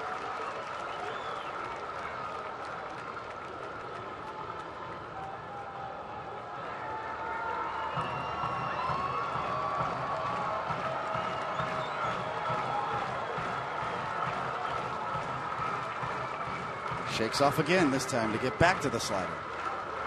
And it's a good one. Strike 3.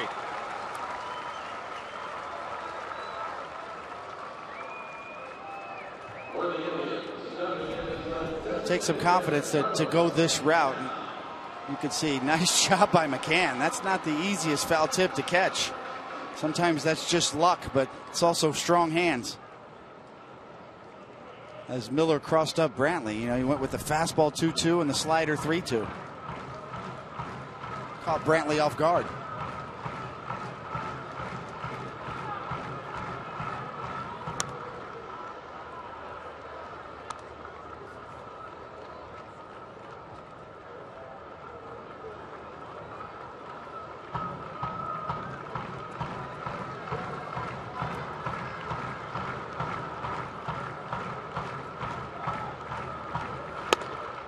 On the outside corner. Strike 1. Yep. Same pitch as the first pitch. This time McCann doesn't have to move his glove as much.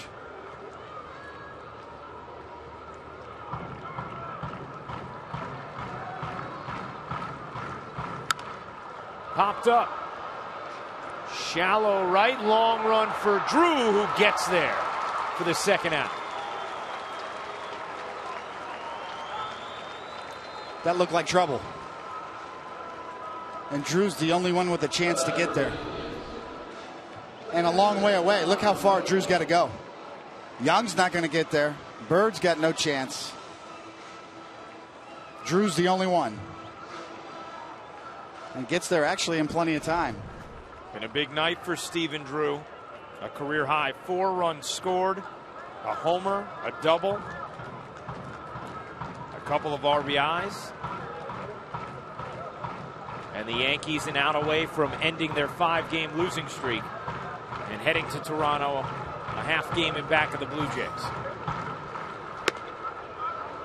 Taking second is Lindor on defensive indifference.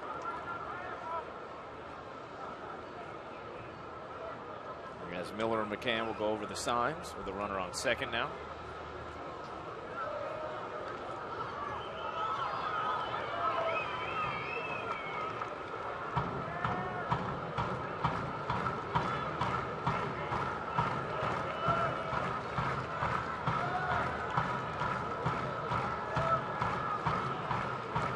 The 0-1.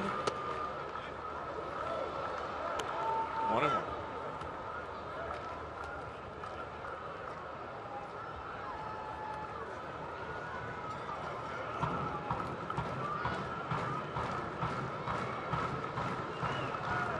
All of a sudden, the drum's back. The Cleveland drummer. Line drive. Will it hang up for Ellsbury? It will not. A base hit. Lindor will score. And it is now an 8-6 game, and the tying run will come to the plate.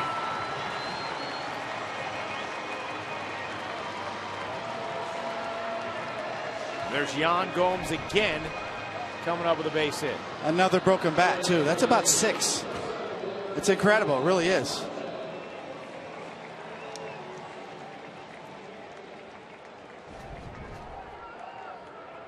Give him credit.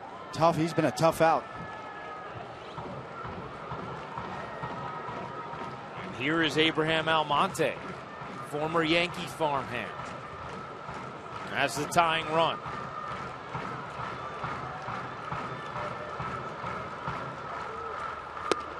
Strike one.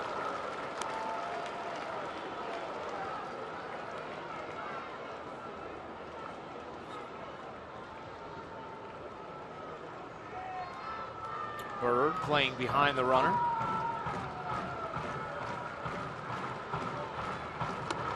And Miller ahead 0-2.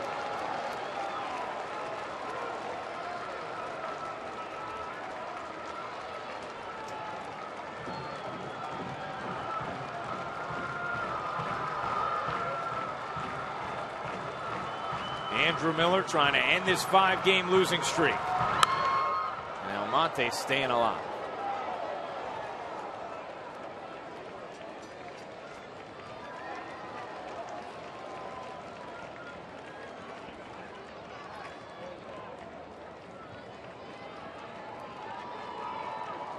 The Indians collectively a hard team to strike out. They don't hit a lot of homers. They don't walk a lot. And constantly battling to stay alive like that. A lot of at-bats like this the whole series. Tough to put away.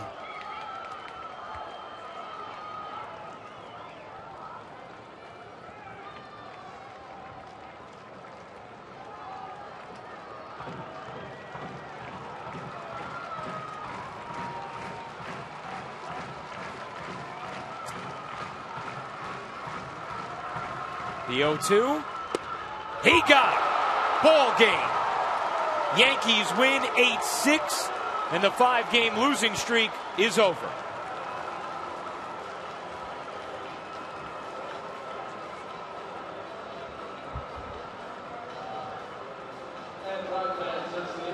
Brett Gardner with a 3-hit, 3 RBI night.